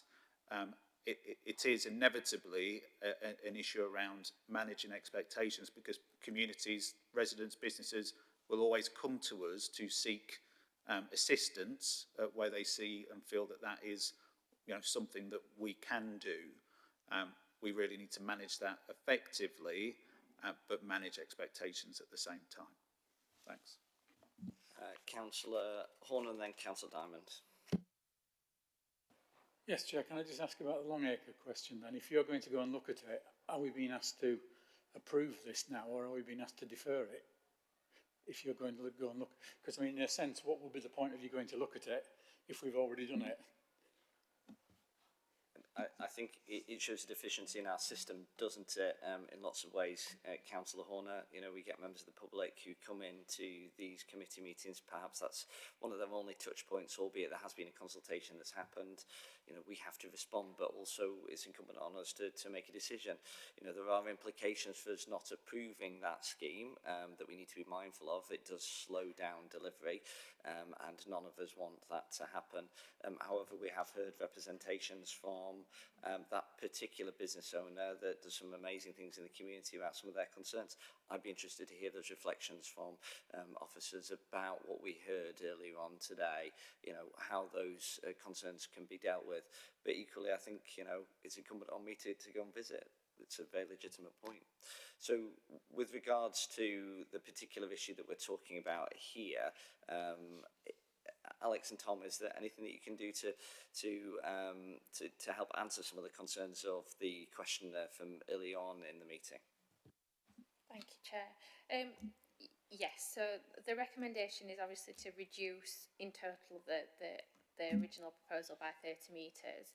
I don't know if anybody has visited the site themselves, apart from the chairs going to be going, but the entranceways to the business of the Member of the Public that was here today and the other business that's on the opposite side of the road, there is not a great distance between them entranceways and to the junction with Owlthorpe Greenway.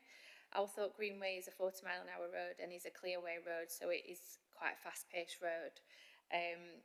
The business opposite the martial arts and dance school has large commercial vehicles, HGVs, that will need the required turning space to access the business and come out as well. And there have been, as part of the traffic regulation order, that some of the objections and that the support that came in was because vehicles are blocking the entranceways and blocking the ability for large vehicles to get out, which is causing difficulties for the businesses as well.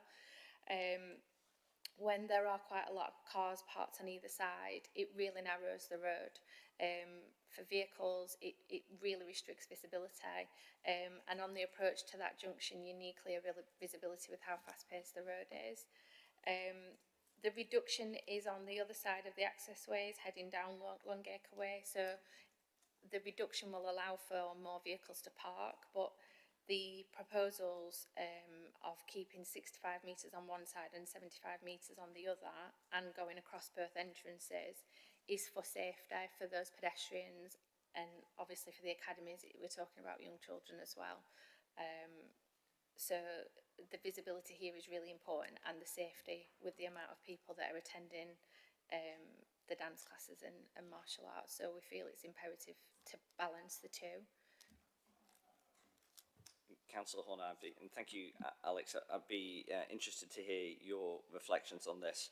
I think we've heard a quite compelling argument from specialist officers on this, particularly when it comes to safety, and that has to be at the forefront of all of our minds, especially as we've all subscribed to Vision Zero, that commitment to eliminating fatalities and serious injuries on Sheffield's roads.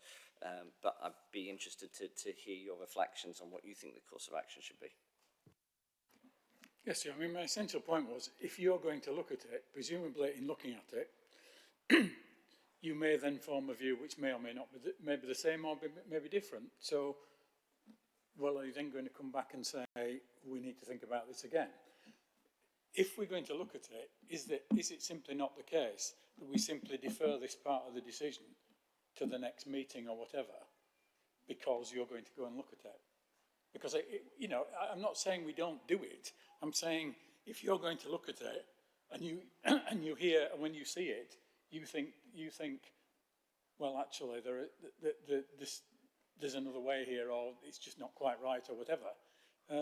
We've already taken the decision, and it just seems to me, would another month's delay to the next meeting really be that serious in the event of this? If that gives you the time to form a view on it, I'm quite, because otherwise we're saying to people, we've taken a decision and now I'm going to come and look at it, and I accept, I'm not blaming you for that, Chair. It's quite sensible for you to do that, but yeah, but, absolutely, Councillor Horner, and I will take further reflections from colleagues in a second. I think we've probably also got to be mindful, haven't we, of what is our role here. Yes, we're decision makers here, but we have to also take the advice of professional officers. I go out, but I go out from a layperson's perspective who is not trained in, traffic regulation orders, in how best to improve safety. We do have to take the advice of council officers with it. I'll just turn to Cherie from a legal perspective, I think, wish to make a contribution. Thank you, Chair. I think from my perspective I just concur with what the chairman's just said, but I thought when you made that comment, because you were talking about him being quite a pillar of the community, I was assuming that was on the basis that you were obviously just going to go out and see him and discuss things with him. And like you say, you're taking the advice of professional officers, and we are here to make that decision. That would be my view. Thank you, Shireen. I think we probably need to be cognizant of those points. Councillor Diamond, I think you also wish to make a contribution on this particular matter. Thanks, Chair. I also wanted to make a general comment as well, but on this specific item, I was going to ask previously that on the reduction of double yellow lines from the original proposal, we're confident that that won't jeopardise the safety. And going back to what Mr. Richards said, he did acknowledge that the double yellow lines would be safer for children. So I think that has to be our primary concern. I was also going to ask if there's any. He also reflected that people do drive 40 miles an hour. I was wondering if there are any plans to reduce the speed on either of these roads, because this would obviously reduce road danger as well. And then in terms of the general comments, I was just reflecting on what Councillor Sangar was saying. And I'm only 40 years old, but I remember the good old days when I could play football with my friends on the street. And unfortunately, we're in a world where there's more and more cars, which are getting bigger and bigger, and that's why we need more of these double yellow line schemes. And I think we need to, if we are going to, we probably are going to need more of these schemes. Obviously, we've got 2,000 on the waiting list. We are going to need more resources for parking enforcement in order to enforce the schemes that we're bringing forward, and additional ones, up to 2,000 of them.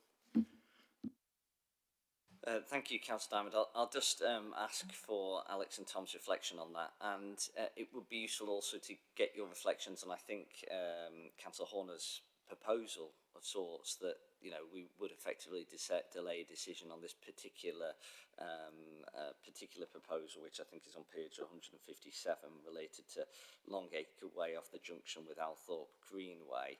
What the potential implications would be for delay, for perhaps by a month to our next meeting.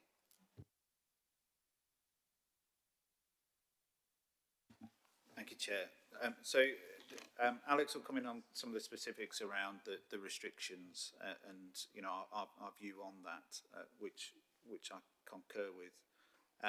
In terms of the practicalities, I think if committee today decided to defer a decision on this specific restriction, it would mean that we would need to bring back that decision at a further date, and separate reports, to rework what we've done already in terms of getting space on an agenda, and then a decision made specifically on that scheme in isolation. So there would inevitably be a delay, and separate work that's needed to kind of slot this into committee agenda for a future meeting. Alex, do you want to come in on some of the specifics in terms of why we feel that the kind of scheme is required because of the issues that are experienced, and the point around the reduction in restrictions, whether that's suitable? Yeah. Thanks, Tom. Yeah, we did get a lot of objections, but it was mostly from the parents of children attending the dance classes and the martial arts, worried about where they're going to park. If you're looking at the Longacre Way as a whole on the street, it's not a big proportion of what the double yellow lines, where the yellow lines would be implemented. There's still parking that continues down the road that's available, and it's away from the junction. The main concern is the location of both access ways close to the junction of Althorpe Greenway, which is a clearway road, and specifically understanding that both companies have got their own needs, but it makes it incredibly difficult for double parking for larger vehicles to access one of the businesses, and there has been complaints about vehicles parking really within the entranceway of the business at tea time as well, where they've still got staff and other members in other vehicles coming in and out. The main concern is the visibility of people coming off Althorpe Greenway to slow down to come on, but also if they're double parked, it does force people on the other side of the road. So visibility is key in this, and given that obviously, like I've already said, it is children that are visiting here, safety is the main priority, and I fully support what's being recommended. Thank you, Alex, and for taking us through that. Clearly, when we make a decision in a short while, if any member does wish to propose an amendment to consider this at a later meeting, then they are able to do so, and we could consider that. I do think I saw Councillor Gamble-Pugh who wished to make a contribution. Yeah, thank you, Chair. I just wanted to just recognise the work that's been put into. There's two schemes in my ward in this report. First of all, around the junction from Colley Road, where the post office is, with High Grieve, and and also not far away from there, Tunwell Avenue and Knoll Road. Both of which are to some extent are victims of the success of the local businesses there. So there's the post office itself and the convenience shop. There's a new bar and cafe. It's given a bit of life to that area, and it's really positive to see. But with the increased sort of traffic around there, parking has become more difficult, and certainly around the post office it's been quite dangerous.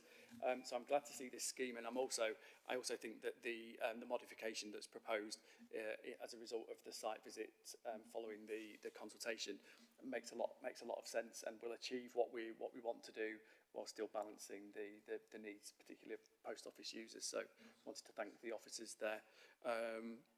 Thank you. And in terms of the Long Acre Way site, I think we need to balance the need that it might be useful for you as chair of the committee to go out and visit, but we need to balance that with the principle that we discussed earlier about subsidiarity, and it might be good if we do take a view to defer that and for you to visit, that you would make sure that you touch base with the local members for the ward when you go there. Thank you.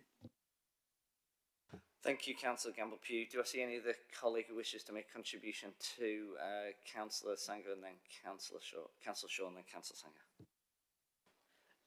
Thank you, Chair.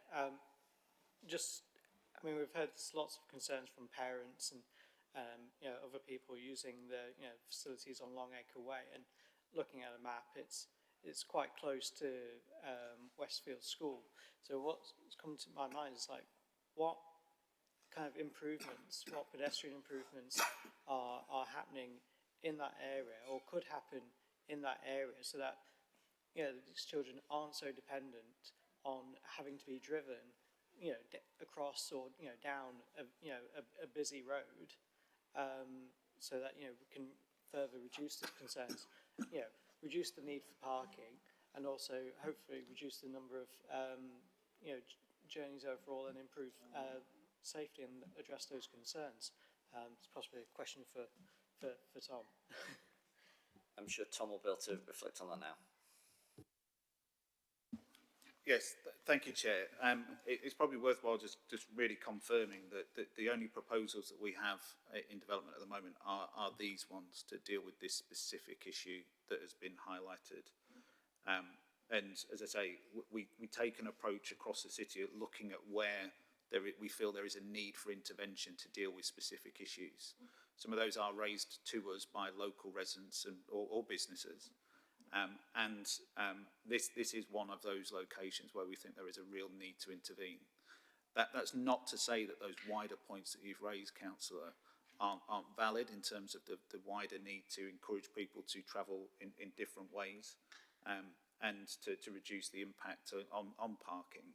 But as it stands at the moment, the issues in front of us are that we feel that the parking that is exhibited at this location do need and warrant intervention, and that would still probably be, I'm sure that would still be the case, even if it was part of a wider or phased introduction of changes and improvements over time. So in terms of the kind of challenges to the business, the issues that Alex has mentioned in terms of the visibility within that section of the two, almost the junction with Althorpe Greenway and the kind of two businesses, that need to kind of ensure that we're not getting the parking problems in that area, we feel stand up on their own, and we're recommending that is the position that committee take to dealing with this issue. Thank you. Thank you, Tom. I'll just go to Councillor Sanger and then Councillor Diamond. Yeah, thank you, Chair. Page 168, Hallam Grange Crescent. So, if not now, when? So, I'm very pleased you've looked at this scheme, and you've looked at this scheme again because the leadership of Hallam Primary School believe that further measures are required. You, in your professional judgment, having looked at the comments, are saying that you really want to make very little change, that we're only talking about 3 metres of the 90. Are we not going to be back here in 4 years' time? Thank you, Councillor Sanger. Yeah, this was actually a really tricky one. I think it's been, as you said, on the radar for quite some time. There are already existing restrictions. Obviously, we've got the school that's right on a residential street. We've got an existing length of single yellow lines and double yellow lines around the junction with Hallam Grange Croft. After we got quite a lot of objections on this, and it's really difficult because obviously it's a residential street, so you've got residents that don't particularly want the restrictions permanently, and then there's the issue of parent parking, dropping children off, picking them up at different times of the day. So the main issue, I think, was it was believed to be a temporary issue with permanent restrictions that are going to be put in there. I myself didn't attend the site visit post consultation, but traffic regulations team did to see what was on the ground, and their recommendation was to keep the 3 metres is to protect a driveway of a residential property and prevent the overhang of a second car squeezing in, which would then block them in. It's finding the balance between what's already existing and the current problems, and then listening to the objections and to some level the support that was there, but the majority of it was comments made and objections for it just being a temporary issue. It was what benefit could we add to the existing layout of the road. At the bottom where there is Hallam Grange Crescent and Hallam Grange Croft, I believe there's an informal crossing point, which has already got restrictions around there to protect it. So that felt that it couldn't actually put any more around there to protect that particular junction. Where there was proposals opposite, I think it's from number, I can't see if it's 82 or 62. 62. Yeah, from 62 we propose it, and it is outside properties, but there is a grass verge, and opposite that is a railing that comes off the footpath where people would come down, and what we're trying to avoid is, because there's no drop curb or there's no tactiles to suggest that it would be a natural crossing point onto the grass verge. The railings are there to encourage people to walk straight down the road, so putting the double yellow lines there across for the properties is not going to provide any benefit when on the ground. I appreciate all that. The original memo to look at this went in from my colleague John Knight in July 1996.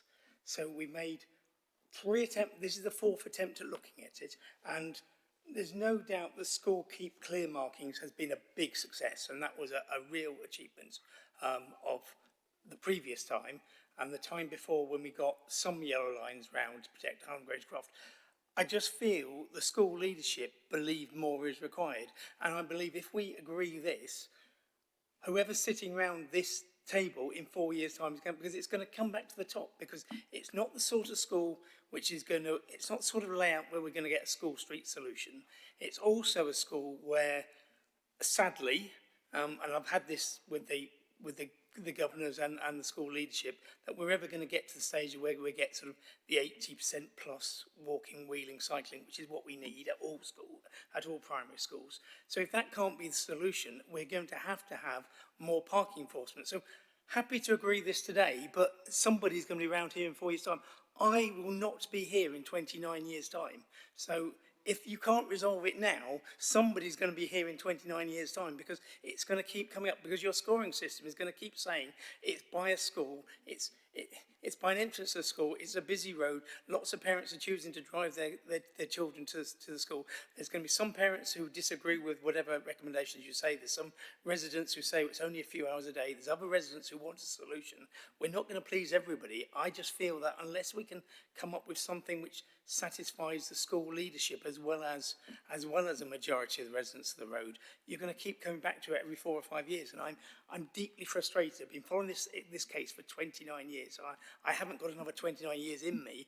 I want to know what we can do today and what we're going to do in the next 4 or 5 years when this comes around again, when we adopt today's policy of the 3 metres and it comes back again, unless we do something more broadly in terms of safe routes to and from school. Thank you, Chair. Thank you, Andrew. And I think perhaps some of those reflections are something that we all should consider in our work in the committee, really. But Alex and Tom, is there anything that you could reflect on those points?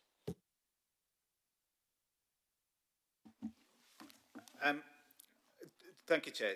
Just to reflect that this is always really challenging, and you know there are restrictions that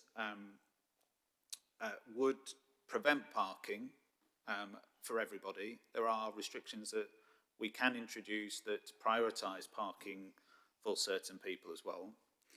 And I think the challenge comes where there are limited times of the day.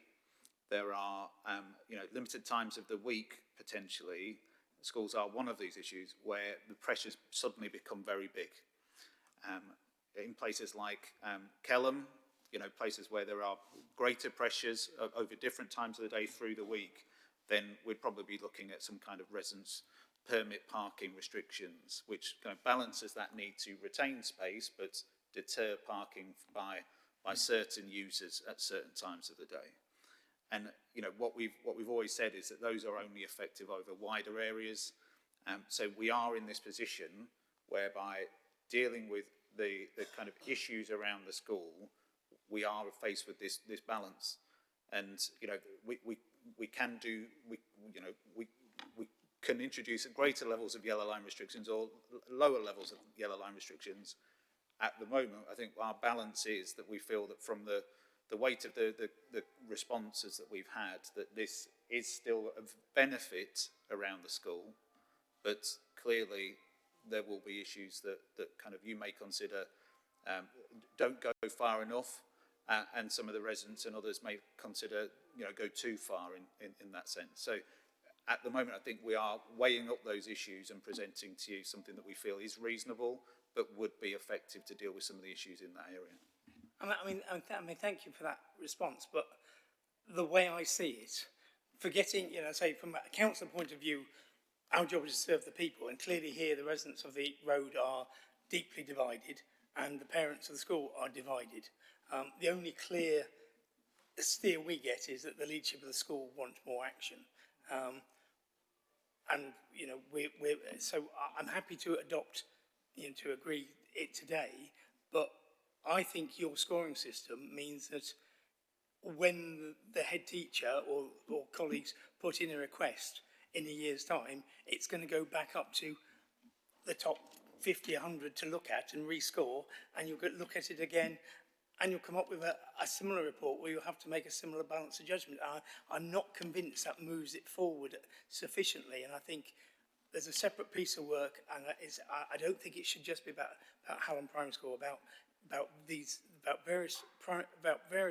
various schools, about safe routes to school, and about have we done enough in certain, and we could just take that as a separate, away from some of the double yellow lines, and just try to draw a line under it, because I just feel today, I feel that this is the culmination of requests that have gone in from 2017 onwards, post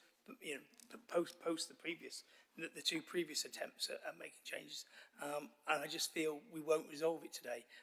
But I'm fully aware that our responsibility is citywide, and that there are other schools with other similar challenging problems. So I don't think we need a solution just for Hallam Primary School. If there are other primary schools that have a similar challenge, I'm happy to take this addition today, but I just fear we're not doing the best solution for getting children to and from school in the safest possible manner, and I think that should be what our primary business on a transport committee should be about.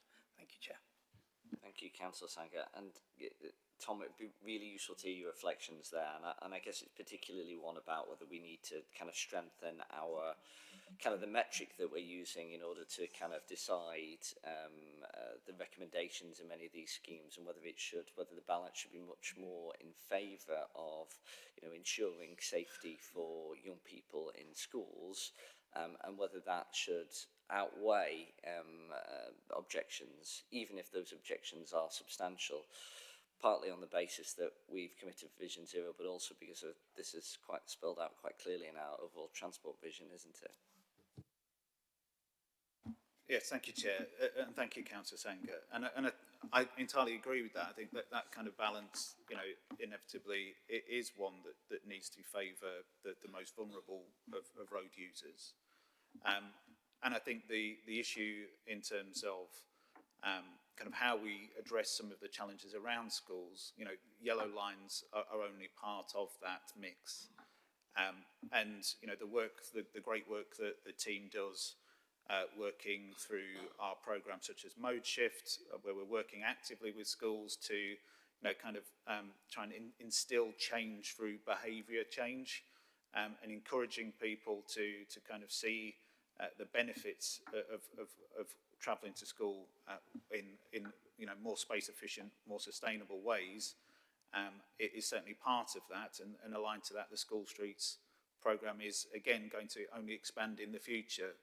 And I can't commit that today but I will commit. I can't commit today that they will definitely be in those programmes, but I can commit today to going away and highlighting this specific one back to Kat, who deals with that area of our business, and come back to you in terms of understanding where the school are in terms of working collaboratively with us on those programmes, which ultimately may mean that Hallam Grange Crescent may well form part of a future scheme, and if that school is very much keen to work with us on that basis, then that is an essential criteria to us as having success moving forward. So, Chair, if that's okay, I can certainly take that away and come back to you, Councillor Sanger, on that. You can see Councillor Sanger nodding in approval, so thank you, Tom.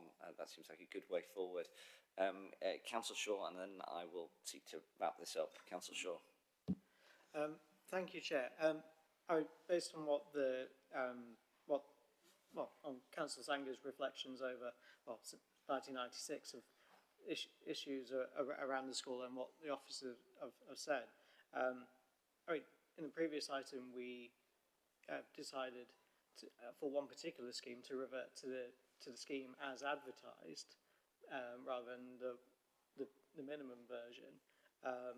For Hallam Grange, it's going from 100 metres of lines down to 3, which seems quite extreme for the reasons that have been discussed. I'm just wondering if, from kind of an officer point of view, is it more straightforward to go from 3 metres to say 50 metres if we need to add more in, than to put in 100 metres now and then dial it back if the objections or the fears raised by the objections actually come to be?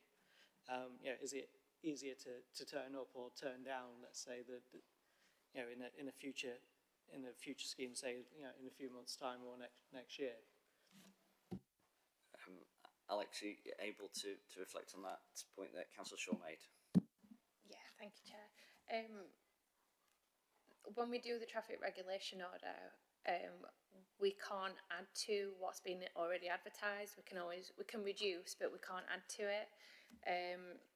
So that's why sometimes you see the schemes that have got quite a lot advertised, and then it's reduced with the recommendations. Obviously, that's taken into account what you think members of the public are going to feel about it. and all the other aspects that we've talked about, including safety and visibility. But unfortunately, we can't add to what's originally proposed. It'd have to be a brand new traffic regulation order. Yeah, that's what I mean. So say if we did, approve version A today, and there were issues, we could bring another TRO in future to take some of those restrictions out. Or if, we approve the 3-metre version today, if we decided, we needed 50 metres instead, that would have to be a new TRO anyway. But is there a different amount of time or officer resource required, since we've already scoped out like the maximum amount already for the 100 metres? Yeah, thank you.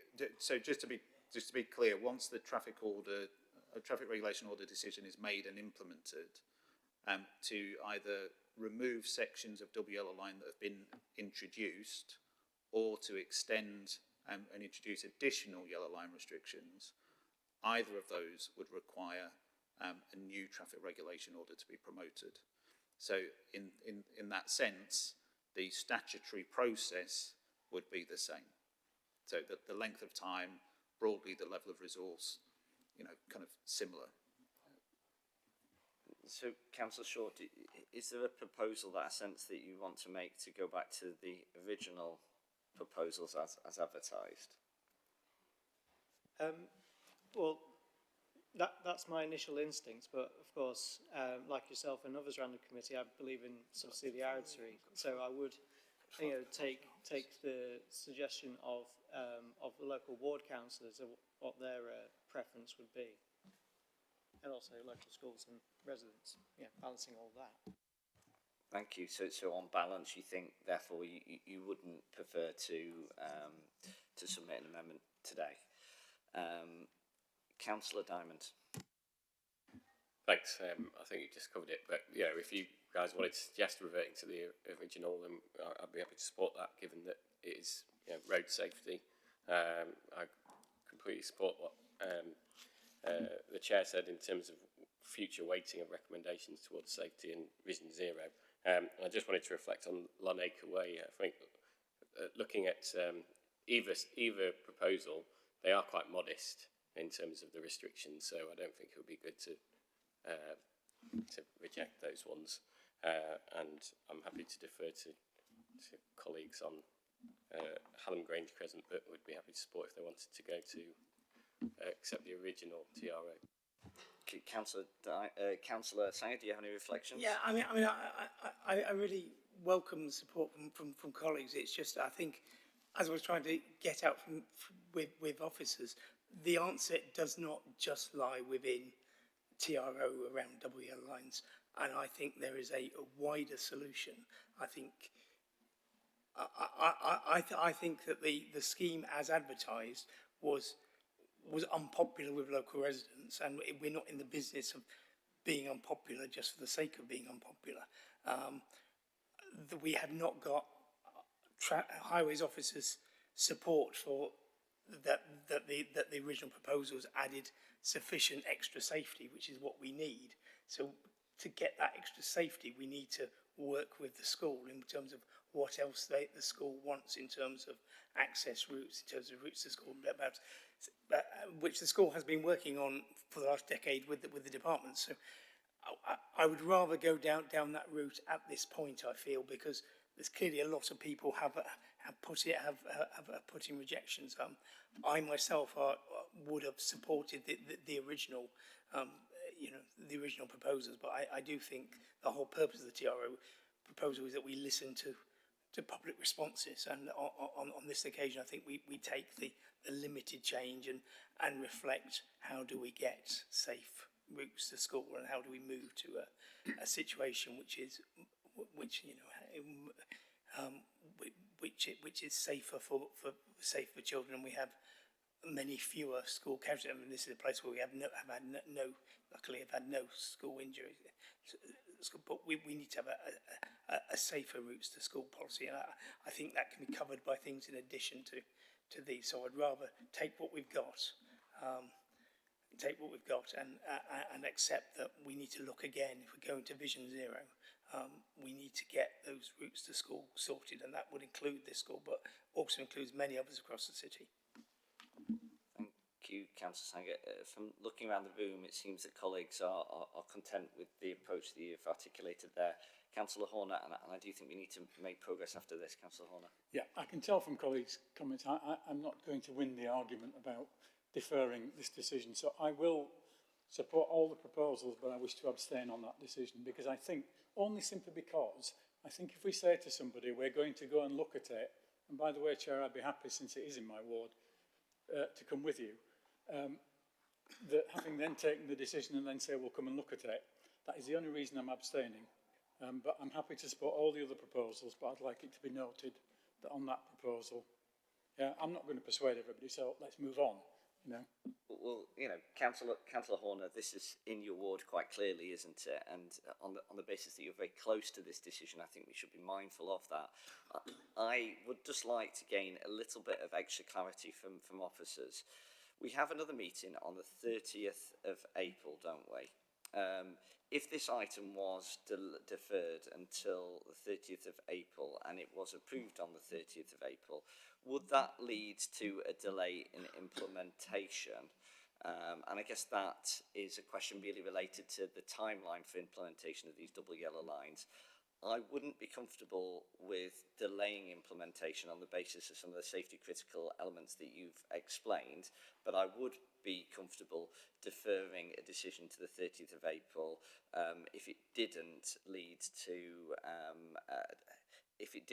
the decision, the implementation being delayed if the committee was minded to approve it. And I'd just like a little bit more clarity, please. Thank you, Chair. So in terms of the next stage, following today's decision, we would need to advertise a notice of making, and that would be the next stage. I don't in front of me have the programme available, but I expect that in terms of in line with our delivery, we'd want to do that at the earliest convenience, and that would be within the next couple of weeks that we'd process that notice. So I think it's probably inevitable that there will be some delay. There is a further process beyond today's decision around the capital gateway process with the full business case to unlock the kind of further resources. But I expect that there would be some delay. I can't quantify what that is at this point because we don't have that information in front of us. Thank you, Tom. So therefore, you think that it would perhaps lead to a few weeks delay in implementation potentially? Yeah. Again, the order of which these schemes are delivered, we haven't got that full detailed programme with Amy, who will ultimately kind of go out and mark these lines in place and implement it. But the process that we'll take inevitably will be delayed because we will not be able to move that forward from today. It will be at a later date that we're effectively moving this into that process. And you know, I expect that if there is a need to add that into a separate notice of making, then we'd look to batch that into another order that we're going through that process. So again, inevitably, I can't talk specifically because we don't have that programme in front of us, but I would expect there will be a delay if this item is not considered today. Thank you, Tom. I'll just go back to Councillor Horner for any reflections that he may well have to help us out here. I appreciate that you said that you would abstain, and I understand why, but any reflections that you might have? Well, Chair, I think that given that it's a programme, it's not clear whether there will be a delay or not, because yes, I accept the advertisement will be delayed, but where it is in the programme, we don't actually know at the moment, so it's not necessarily the case that the final implementation will be delayed. But as I say, look, I'm not convinced I'm going to persuade everybody about this. I'm perfectly prepared to abstain in this particular instance for the reasons I've given. So, you know, I would prefer it only because if you say to somebody, we're going to come and look at your objection, but we're going to take the decision first, that seems to me the nub of what I'm saying here. But I do understand and have no criticism the tremendous amount of work the officers are doing and the absolute priority of road safety. But so that is why I'm saying I will abstain on that matter, but not the rest of the programme for that reason. So Councillor Horner, I mean, if you would be within your right to propose an amendment, and that amendment could say that you would propose to defer the proposal on Longacre Way off the junction with Althorpe Green Way until the next committee meeting of the 30th of April, pending a site visit, perhaps next week commencing 31st of March, with the chair and any other committee members that will be available. Now, that will be within your gift, and the committee may well be minded to support you if that would be something that you would be interested in doing. Okay, so yeah, then I will. Okay. So I see a proposal on the floor for that, and I'll just clarify what the proposal would be, and it would be to defer proposals for Longacre Way off the junction with Althorpe Green until the next committee meeting on the 30th of April, pending a site visit, week commencing 31st of March, by the chair and any other committee members that may be available at that time. Do I see any objections to that proposal? I don't. I do from Councillor Diamond. Are there any other objections? No. Can I see colleagues who are in favour of that proposal, that amendment? Yes. So that, and therefore, do you see any abstentions? Therefore, that has been carried. So when we vote on this item in a short while, we'll have an additional recommendation, which will be a recommendation 3 of the item here of the particular report. Do I see any of the colleagues who wish to make a contribution or ask a question? I don't. Can I see colleagues whether they are content with approving this item, obviously with the addition of a third recommendation there? Colleagues are. Any colleagues wish to dissent? No, so therefore that item has been carried. Thank you very much, colleagues, and thank you, Alex and Tom, for taking us through that particular item. That then takes us on to item number 11, which is the Summerfield Street compulsory purchase order, and Paul Sullivan has been waiting for quite some time, as have other officers, and I'm very sorry about that. Paul and Tom, this is an item that is very important, strategically important for us in delivering our active travel ambitions in this particular part of the city, and colleagues have had an opportunity to hear a lot about this during our knowledge briefings. I'm mindful that members of the public haven't at home, so it's important that we do go through a process, but we are aware of it. And Paul, if you could just introduce yourself for people at home, that would be really appreciated. Thank you, Chair. My name is Paul Sullivan. I'm a Principal Transport Planner in the Transport Planning team. Thank you, Paul. Would you be able to take us through the particular item or anything that you would like to spotlight with it? Yes, so as part of the Connecting Sheffield programme, we are delivering or developing a route from Netheredge through to the city centre, and this includes a spur route along Summerfield Street, which will take the route then on to Broomhall and the University and Hospital Complex. In order to deliver that route along Summerfield Street, because of the lack of highway width, we require 2 pieces of land. The first section of land fronts the car park for the Nuffield Gym. It's about 150 metres squared in size, and then a smaller section of land that sits on the corner of the Hallamshire Business Park, approximately 25 metres squared. Our colleagues in Property Services have been negotiating with the landowner of the gym, and those conversations have stalled. Basically, the solicitor for the landowner has requested the market value for the whole site. That's the only thing they're prepared to listen to at the moment, and I think that comes in at about 2.8 million. The conversations with the agent for the Hallamshire Business Park have been similar, and again have stalled over the last few months. So we felt that, and we do have funding set aside within the budget to compensate both landowners for the land that we require. So we felt that it was appropriate at this point to bring in the compulsory purchase order option as a part of the second step phase of negotiation. We've taken advice from legal, who've advised us it would take probably about 12 to 18 months. They feel our budget is adequate, but at this stage, all we would do is bring that sort of bargaining chip to the table in discussions. And then if that does not progress as part of the report, it sets out that we would then we would delegate powers to the executive director to actually then go through the compulsory purchase order and approve that process. Thank you very much, Paul, for taking us through that, because we appreciate it. It's incredibly technical when you push forward with a compulsory purchase order, and there are lots of legal implications as well. Do I have any contributions or questions from colleagues? Councillor Campbell-Pugh. Yeah, thank you. Yeah, I fully support this. I think it's not an acceptable rationale that the owners want to sit on the land and capitalise on the value.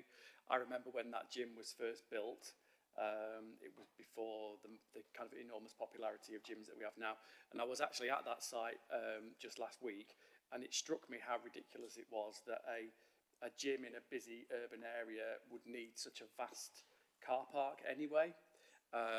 So yeah, I'm all for it, and why people would need to be driving en masse to exercise at a gym, yeah, it's beyond me. And to clarify as well, I think we're only taking a small amount of the land as well, so there will still be an opportunity for people to choose to park, as well as hopefully travel by our vastly improved public transport and buses as well, and by tram and all sorts of other things. But Paul, is that the case?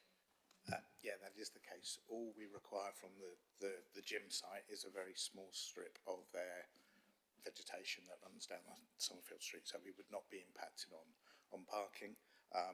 We have, obviously, very early in the process, we discussed this with the gym operator, and that particular stretch of vegetation is a maintenance liability for them and a security issue as well. So as an operator, they're quite happy for us to take over that and improve that situation.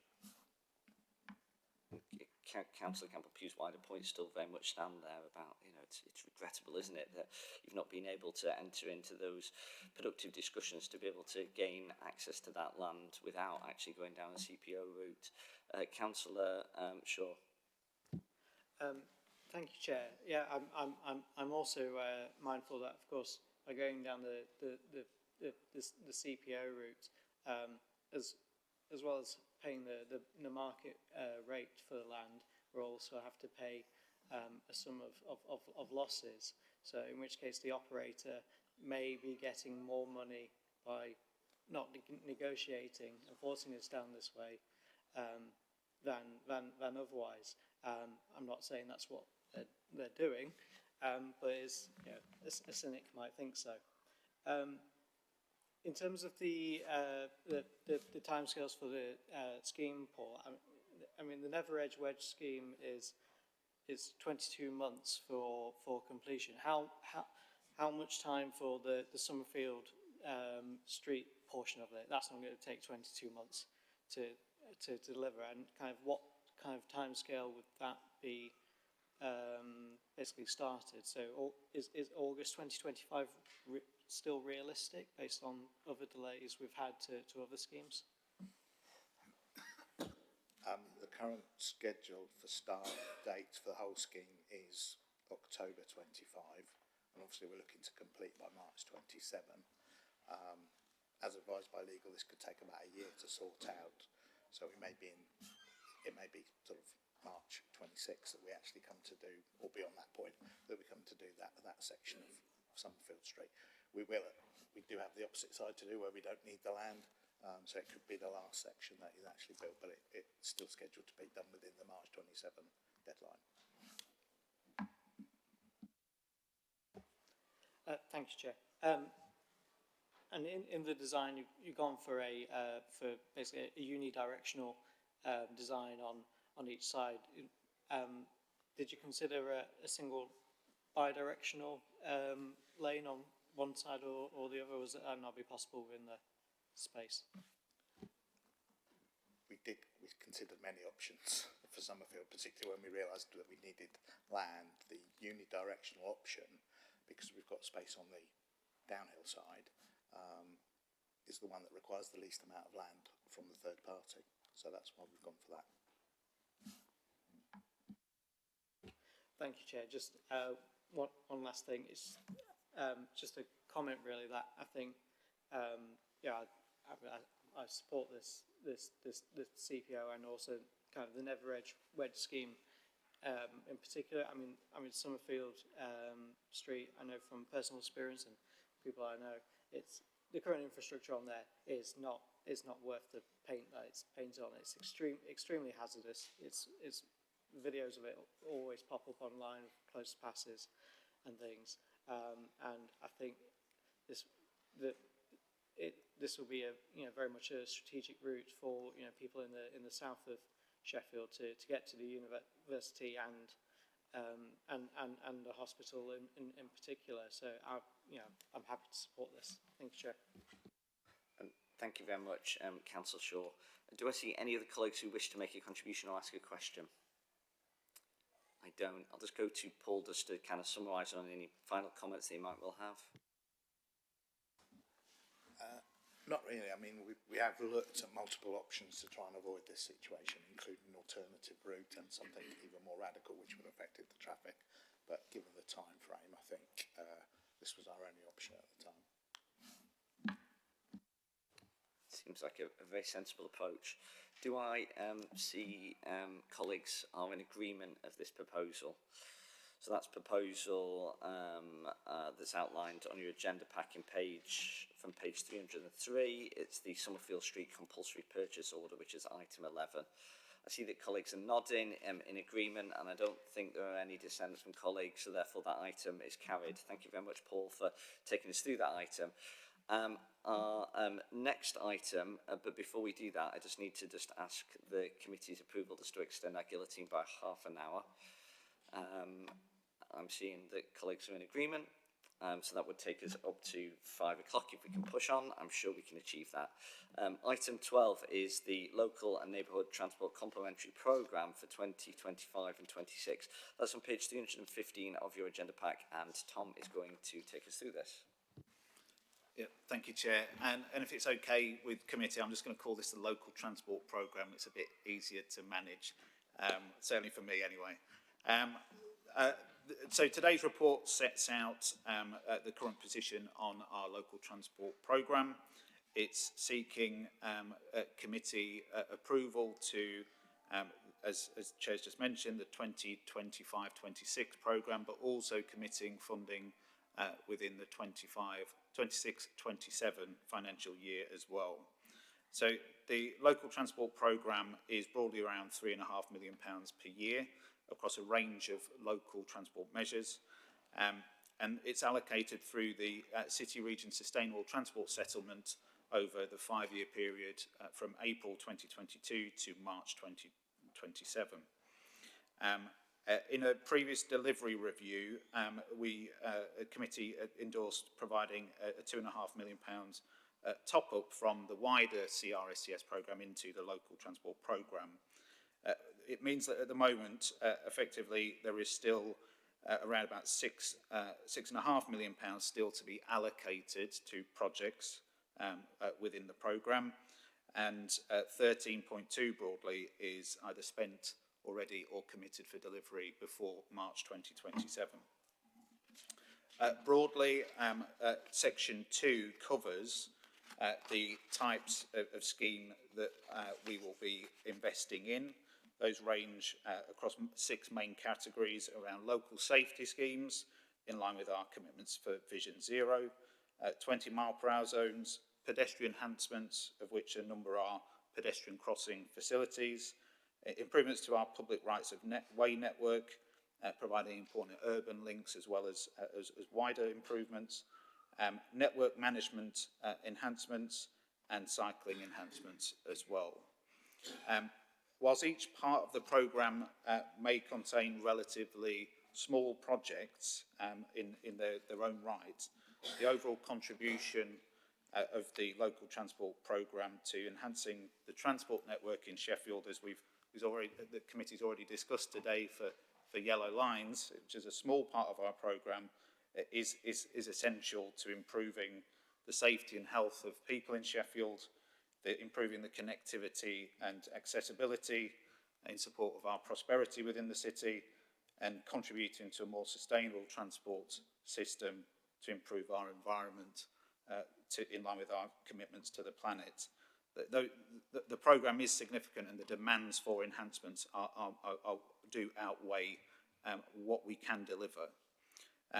But nevertheless, we take an approach to prioritising aspects of our programme in line with policy that the City Council has agreed. And we take into account data and analysis from the professional team of officers in city transport, as well as, where possible, we reflect the needs and demands from residents, businesses and input from councillors. Section 2, as I say, outlines in detail the types of projects we will be delivering, setting out the funding that will be spent over the remaining 2 years of the programme. And I'm happy to take any questions on those or any wider aspects of how the programme is established. Thank you, Chair. Thank you, Tom. I can see two colleagues wishing to make a contribution, Councillor Mersrow and then Councillor Shaw, and then after that, Councillor Sanger. Perhaps I might take them in rounds of 3, if that's okay, so that we can get through things quickly. Councillor Mersrow. Thank you. I've got a quick question and a quick request. Thank you. Quick question. Sheaf Street's in my ward. So I'm really sorry to see that it's been identified as somewhere with a high level of killed and seriously injured. Just wanted to know what the proposed highway interventions might be here. Will there be anything to narrow the carriageway or reduce speeds or severance? According to the last figures that I can see, all the serious injuries were pedestrians, 8 along this stretch of Sheffield Street next to the station, which is really bad. That's my question. And my request was, can officers please use collisions instead of accidents in council road danger reduction reports, because it implies that these are random events and that nothing can be done about them. We don't talk about plane accidents or train accidents, so that's my request. Thank you. Thank you, Councillor Mersrow. Councillor Sanger. Yeah, can I just say I support the fact we've actually, whatever the term we're going to call it, but a local transport scheme, that we actually invest money across the city and not just in terms of the strategic network. I think the local schemes are often very valued by residents as well as local members. Can I just ask, in terms of the 20 mile per hour, I mean, the schemes, we're making really good progress, and they have done as a committee the last 2 years. Is there anything more that can be done to accelerate it? And at some point, we're down to the last third or last quarter to wrap them up in bigger schemes and get the whole city done sooner rather than later. And finally, Councillor Shaw. Thank you, Chair. I'm afraid Councillor Mersrow already beat me to the points about Sheffield Street. Well, I was just going to clarify the location that I was talking about, and also the language around accidents and collisions. In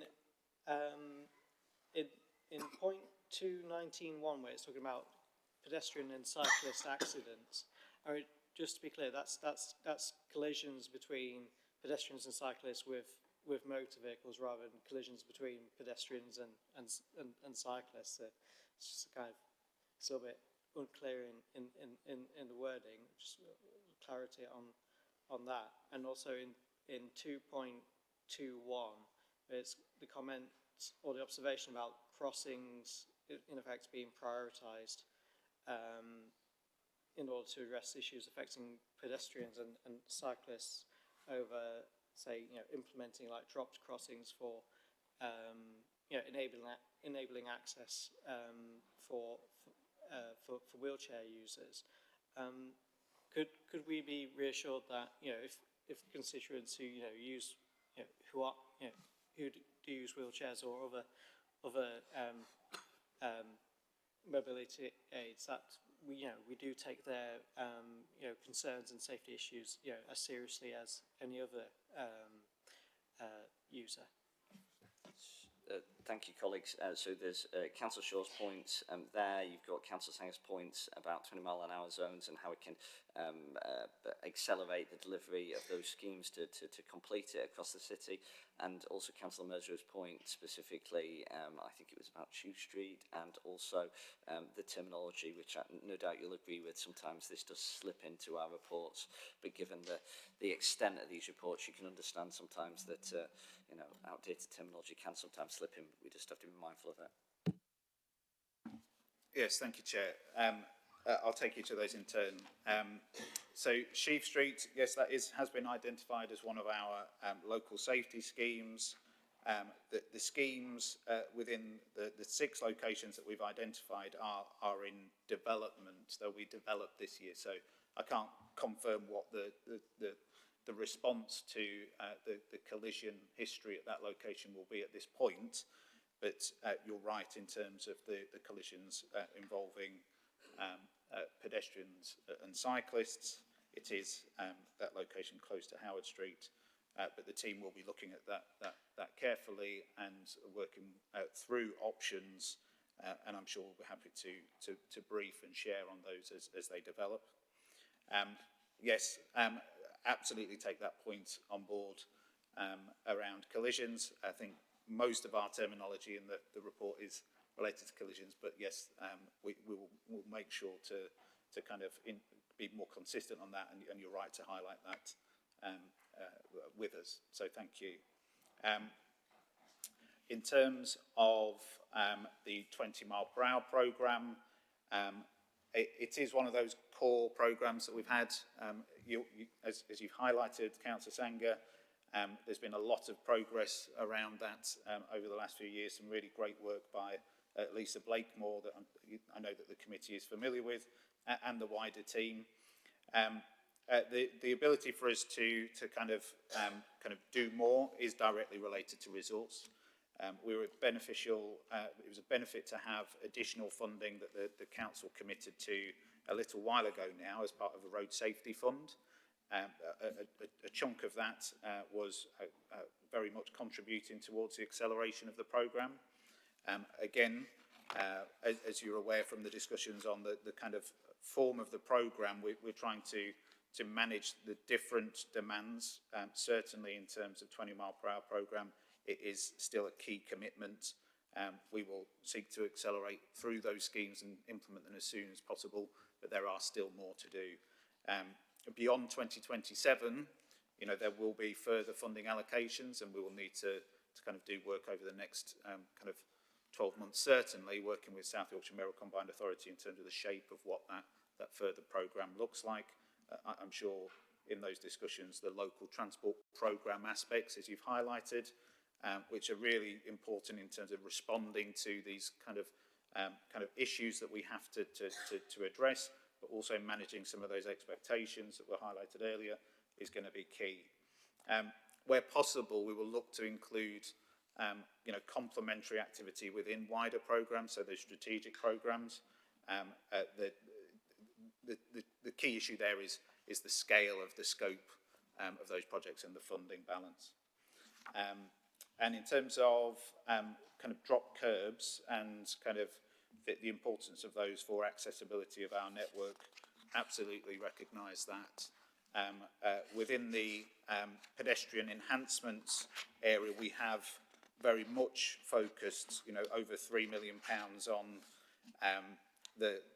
around £3 million on, around, I think there's 15 crossings that will be implemented, 3 further ones that will be developed, but we do have more minor traffic improvements, and we will be looking at using some of that funding inevitably towards drop curbs as well, where possible, as well as that wider alignment to kind of other kind of strategic corridor enhancements.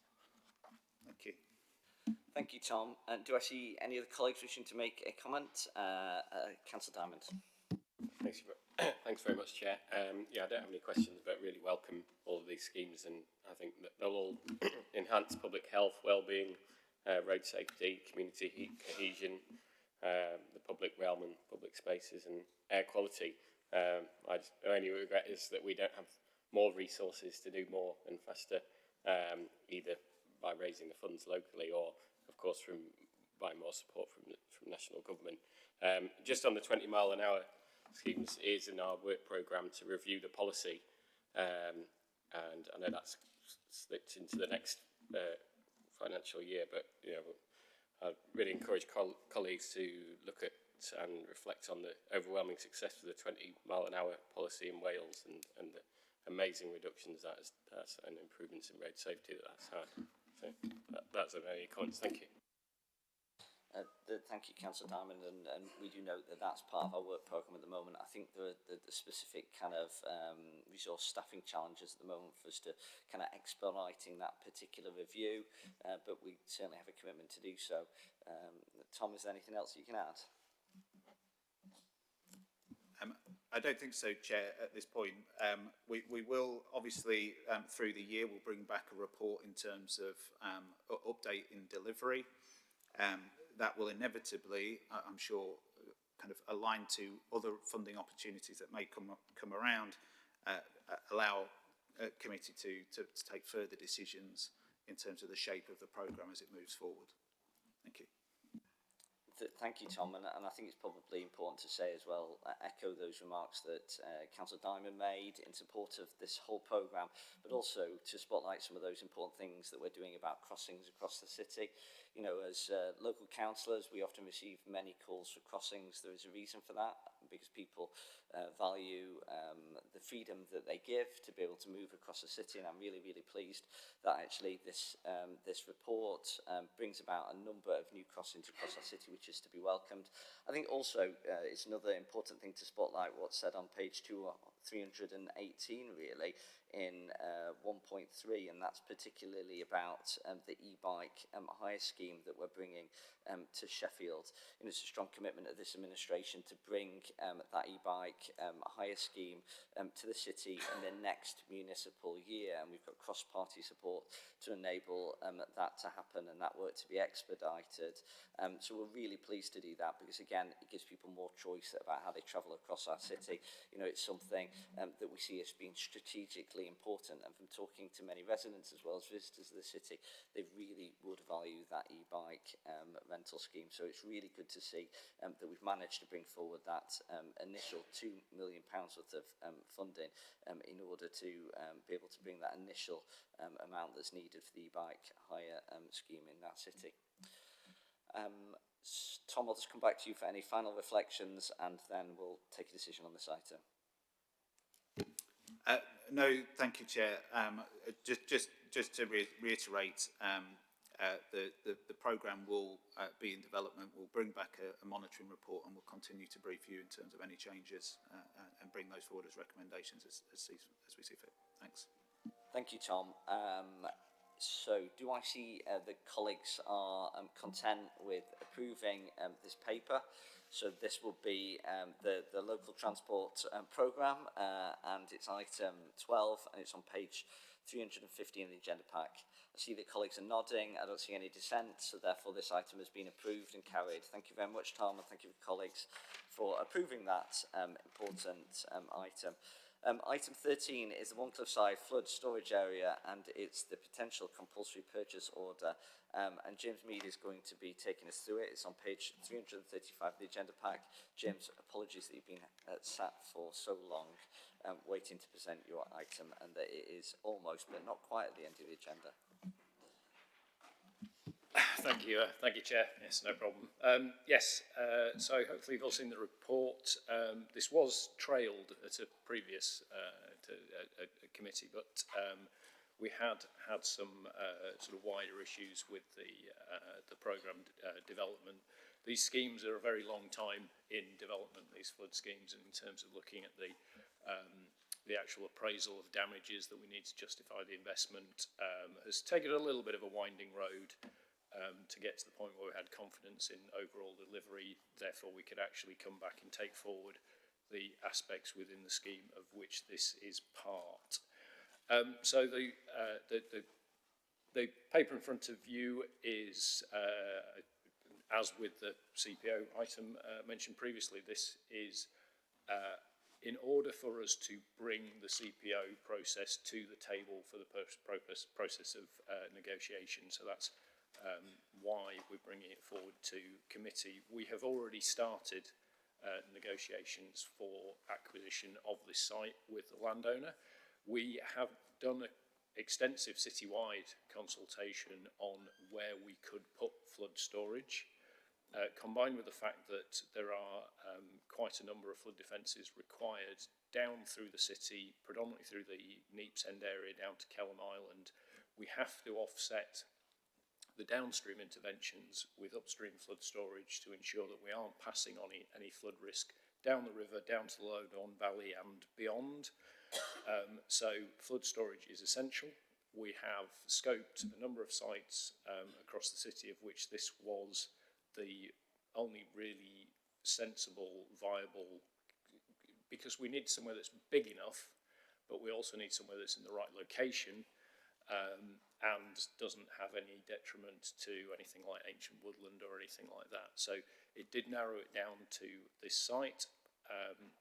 And as I said, effectively what we're asking for is for the committee's approval to bring the CPO process to the negotiating table to help us with acquiring this site, which is necessary for the flood scheme. The paper goes into detail a little bit about the fact there's a few complications around this which we've had to explore with our legal colleagues about. Firstly, it's in Barnsley, and secondly, because the Environment Agency are the risk management authority for the main river here, the powers actually sit with the Environment Agency. So we've consulted both with Barnsley about the site and also with the Environment Agency about the process that we were required to go through. We have confidence that those processes are robust and available to us, but as I said, this is a request to have that on the negotiating table as we continue to negotiate, and our aspiration would be to negotiate a purchase. It's just more straightforward and easier, but we need to set this this decision in place so we've got adequate time within the programme should we have to go down the CPO route to be able to deliver. So I hope that summarises why I'm here. Thank you, James. It's a really important item, isn't it? And I do applaud the land grab from Barnsley, effectively. You know, not only have we managed to take back the Uterbridge Mill site from Barnsley as well, which I think should now be in Sheffield or will be coming to Sheffield. You know, actually we're CPOing parts of Barnsley, but that doesn't downplay the significance of this strategically for us as a city and also for South Yorkshire. We'll go to Councillor Riddler and then Councillor Mersrow. Whilst it is in Barnsley, it is right on the edge of Councillor Riddler's ward, isn't it, Councillor Riddler? It is indeed, Chair, yes. And yeah, I mean, obviously there are very clear reasons why we need to be pushing ahead for flood protection. And so I think I'm not really going to question the need for a CPO should we get further down the line to that. The thing I was going to mention actually in relation to this was that if we were looking ahead to go down this sort of route, whether or not we could as a committee perhaps be alert to how we could in future work with other agencies, looking at how the implications of this work, for instance, creating routes for storage of the excavation material to create the flood storage area could be part of maybe, you know, a multifunctional strategy for the site. So thinking particularly of things like the Upperdon Trail, which earlier plans which didn't come to pass were to construct part of the trail along there, and whether or not if we could perhaps even at this stage indicate a support and a willingness to be aware of sort of further implications of this work and how we can work with partners in the future. This would give us lots of opportunities to work towards active travel opportunities, opportunities for recreation, habitat restoration as well. You know, if we could, in principle, perhaps even at this stage, support a sort of a joined up approach to this work and wider implications of it, I think that that could be quite valuable way forward. So I was just wanting to throw that out to the committee and leave that as a comment. Thank you, Chair. Thank you, Councillor Vidler and Councillor Mesereau. Thank you. I was just going to say many of the things that Councillor Riddler's already said, so you beat me to it. Thank you. And I support a CPO if it's needed and flood prevention scheme in general. So thank you. Thank you very much. And I'll just go back to James for kind of final reflections or any comments. Thank you. Thank you, Chair. Thank you, councillors. Yes, we will very much be considering both the kind of amenity, recreation and environmental potential of the site. You know, we look downstream to Centenary Riverside in Rotherham. I don't know if people are aware of that site, but that's a site that's subsequently been managed by Sheffield and Rotherham Wildlife Trust for educational use and as a wildlife site. So these are the kind of examples we've got in the local area that we could look to as we develop the design upon this scheme. I'm aware of the Up and On Trail kind of considerations, and there's a bridge nearby the site that's potentially in scope of that work as well. So we'll include conversations with those working on the Up and On Trail and also look at the wider opportunities if we're able to take this site forward. So yeah, noted. We'll take that on board. Thank you very much, James, for taking us through that paper. Do I see that colleagues are content with us approving this particular item, which is the Cliffside Flood Storage Area Potential Compulsory Purchase Order, item 13? I see that most colleagues are nodding. Do I see any dissent in the room? I don't, so therefore that item has been carried.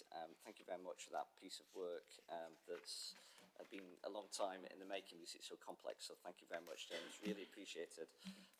We have got 7 minutes to go. I think I probably do need to extend the guillotine by a short amount of time. Do I have to do that in half-an-hour intervals, or can I do that by like 10 minutes? I can say 10 minutes apparently. Oh my gosh, I'm going rogue by an extra 10 minutes apparently. By 5 minutes I can say, no, by 10 minutes I can say. Right, okay, so that takes us to our final item, and Joe has been sitting in our meeting for some time waiting for this item, so thank you, Joe.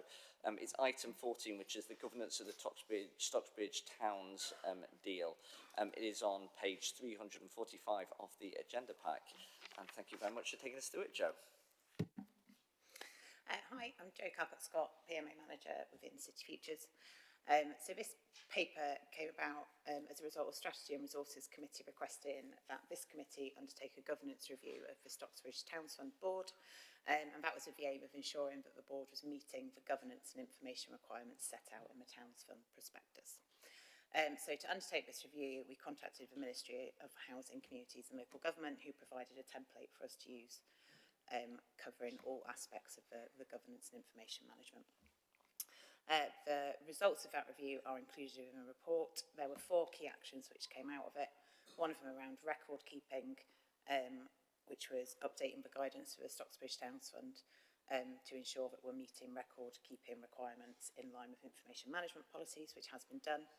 And there are 3 actions around publishing of papers, and this is making sure that papers are published 5 days in advance of board meetings, draft minutes within 10 days of a meeting, and publishing final minutes 10 days after they've been ratified at the meeting. We have added some additional administrative resource to the board, and that's now happening on regularly. Other than that, the report includes some updates on progress around projects and the changes to new board members. Thank you, Joe, for taking us through that update on the Towns deal and its governance arrangements. I will go to Councillor Vidler first. Again, it's in her ward, as I understand it. Councillor Vidler. Thank you, Chair. Yes, it is indeed in my patch. Thank you for that presentation, and I think it is important given the time that the Towns Fund has been going and one or two issues and concerns that have been historically the case with that for this to come. One thing I was going to note, though, that in 2.2 of the governance review, when we're talking about the board papers, I think you just mentioned that to be published within 5 days and the minutes published within 10 working days. I was just slightly concerned that this is, been quite a recent resolution to make sure that this happens. However, the board meeting on the 7th of March, the draft meetings still have not been published online, so we have got slippage already. The deadline, the 10 working days, would have put that at the 21st of March.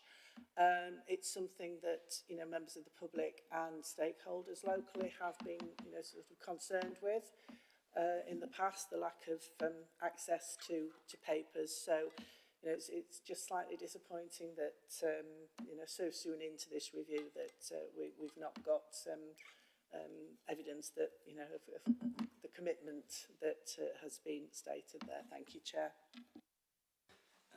Thank you, Councillor Ridler. I will just ask for any reflections from other colleagues around the room before we go to Joe for a response. Joe, is there any reflections on some of the points that Councillor Ridler made? Thank you for that, and I will speak to the member of staff and make sure that is rectified as soon as possible. I think because they're relatively new to a role and taking minutes, there has been a little bit more of a quality assurance piece which has had to happen around the minutes before they are published. So I think that's probably why there's been a delay in it, but we will pick it up and make sure it's rectified. Thank you very much, Joe. Do I see any other colleagues who wish to make a contribution or ask a question? I don't, so therefore I'm looking to colleagues to see whether they are happy with approving the recommendations on page 347. Are we all agreed? I'm seeing that people are nodding and there are no abstentions, sorry, there are no dissent, so therefore that item has been carried. Joe, thank you very much for bringing us that particular item today. It's very much appreciated. So just before 5 p.m. today, that therefore closes our meeting. Thank you very much, everyone, for your contributions.